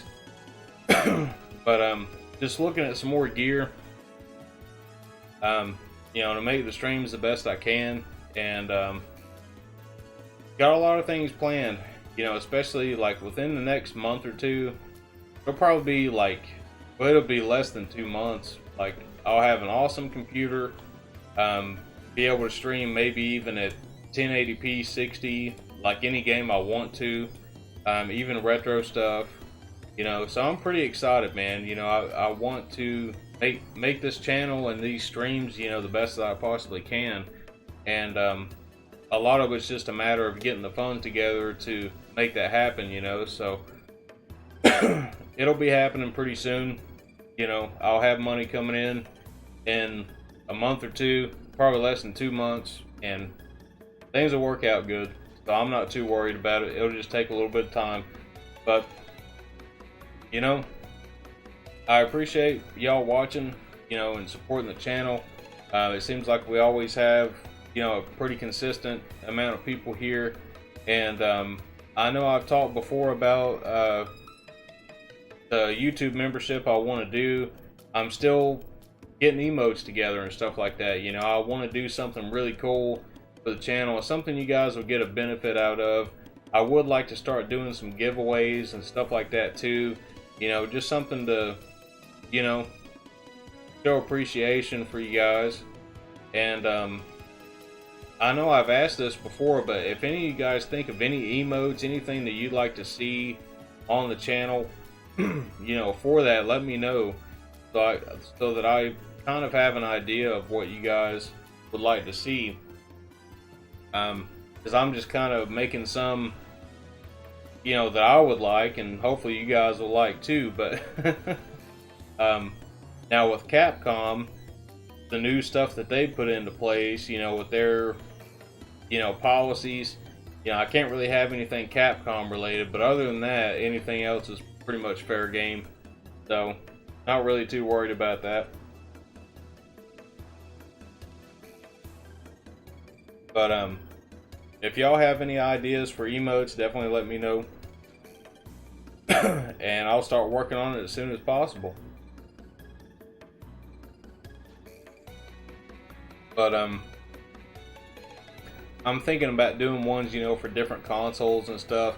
I might have some, you know, stuff that I just came up with a design for. Any of you guys in the Smoke Junkie Discord, you guys have probably already seen the one that I made for that channel. And it's an animated emote, which I don't think we can use those on YouTube. It just has to be like a static image. But I was pretty proud of that one. I had a lot of fun making it, and you know, I've been making more. Well, I've got some other ones that I've been making. And but we'll definitely be getting into, you know, doing some giveaways and stuff like that too. But it's mostly going to be retro stuff. So hopefully the people that enter in those contests in the future are retro gamers, because if they get a game that, you know, they don't have the system for, they're just going to be getting a game they can't play. So maybe I'll have to do codes and stuff like that too. Maybe that might be better. Do some codes and stuff like that, giveaways.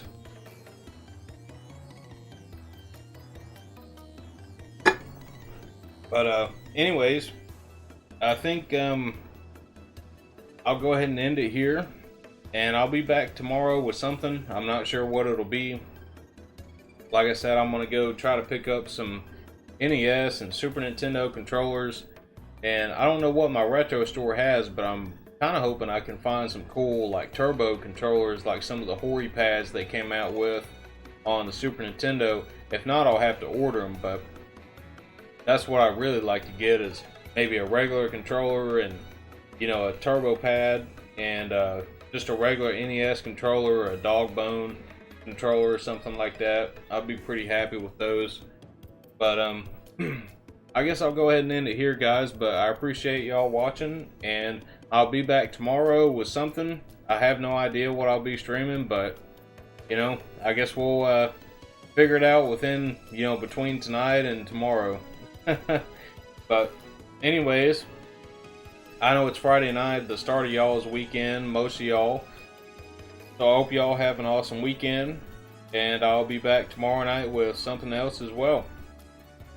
So I hope y'all have a good night. I'll see you again next time. Bye.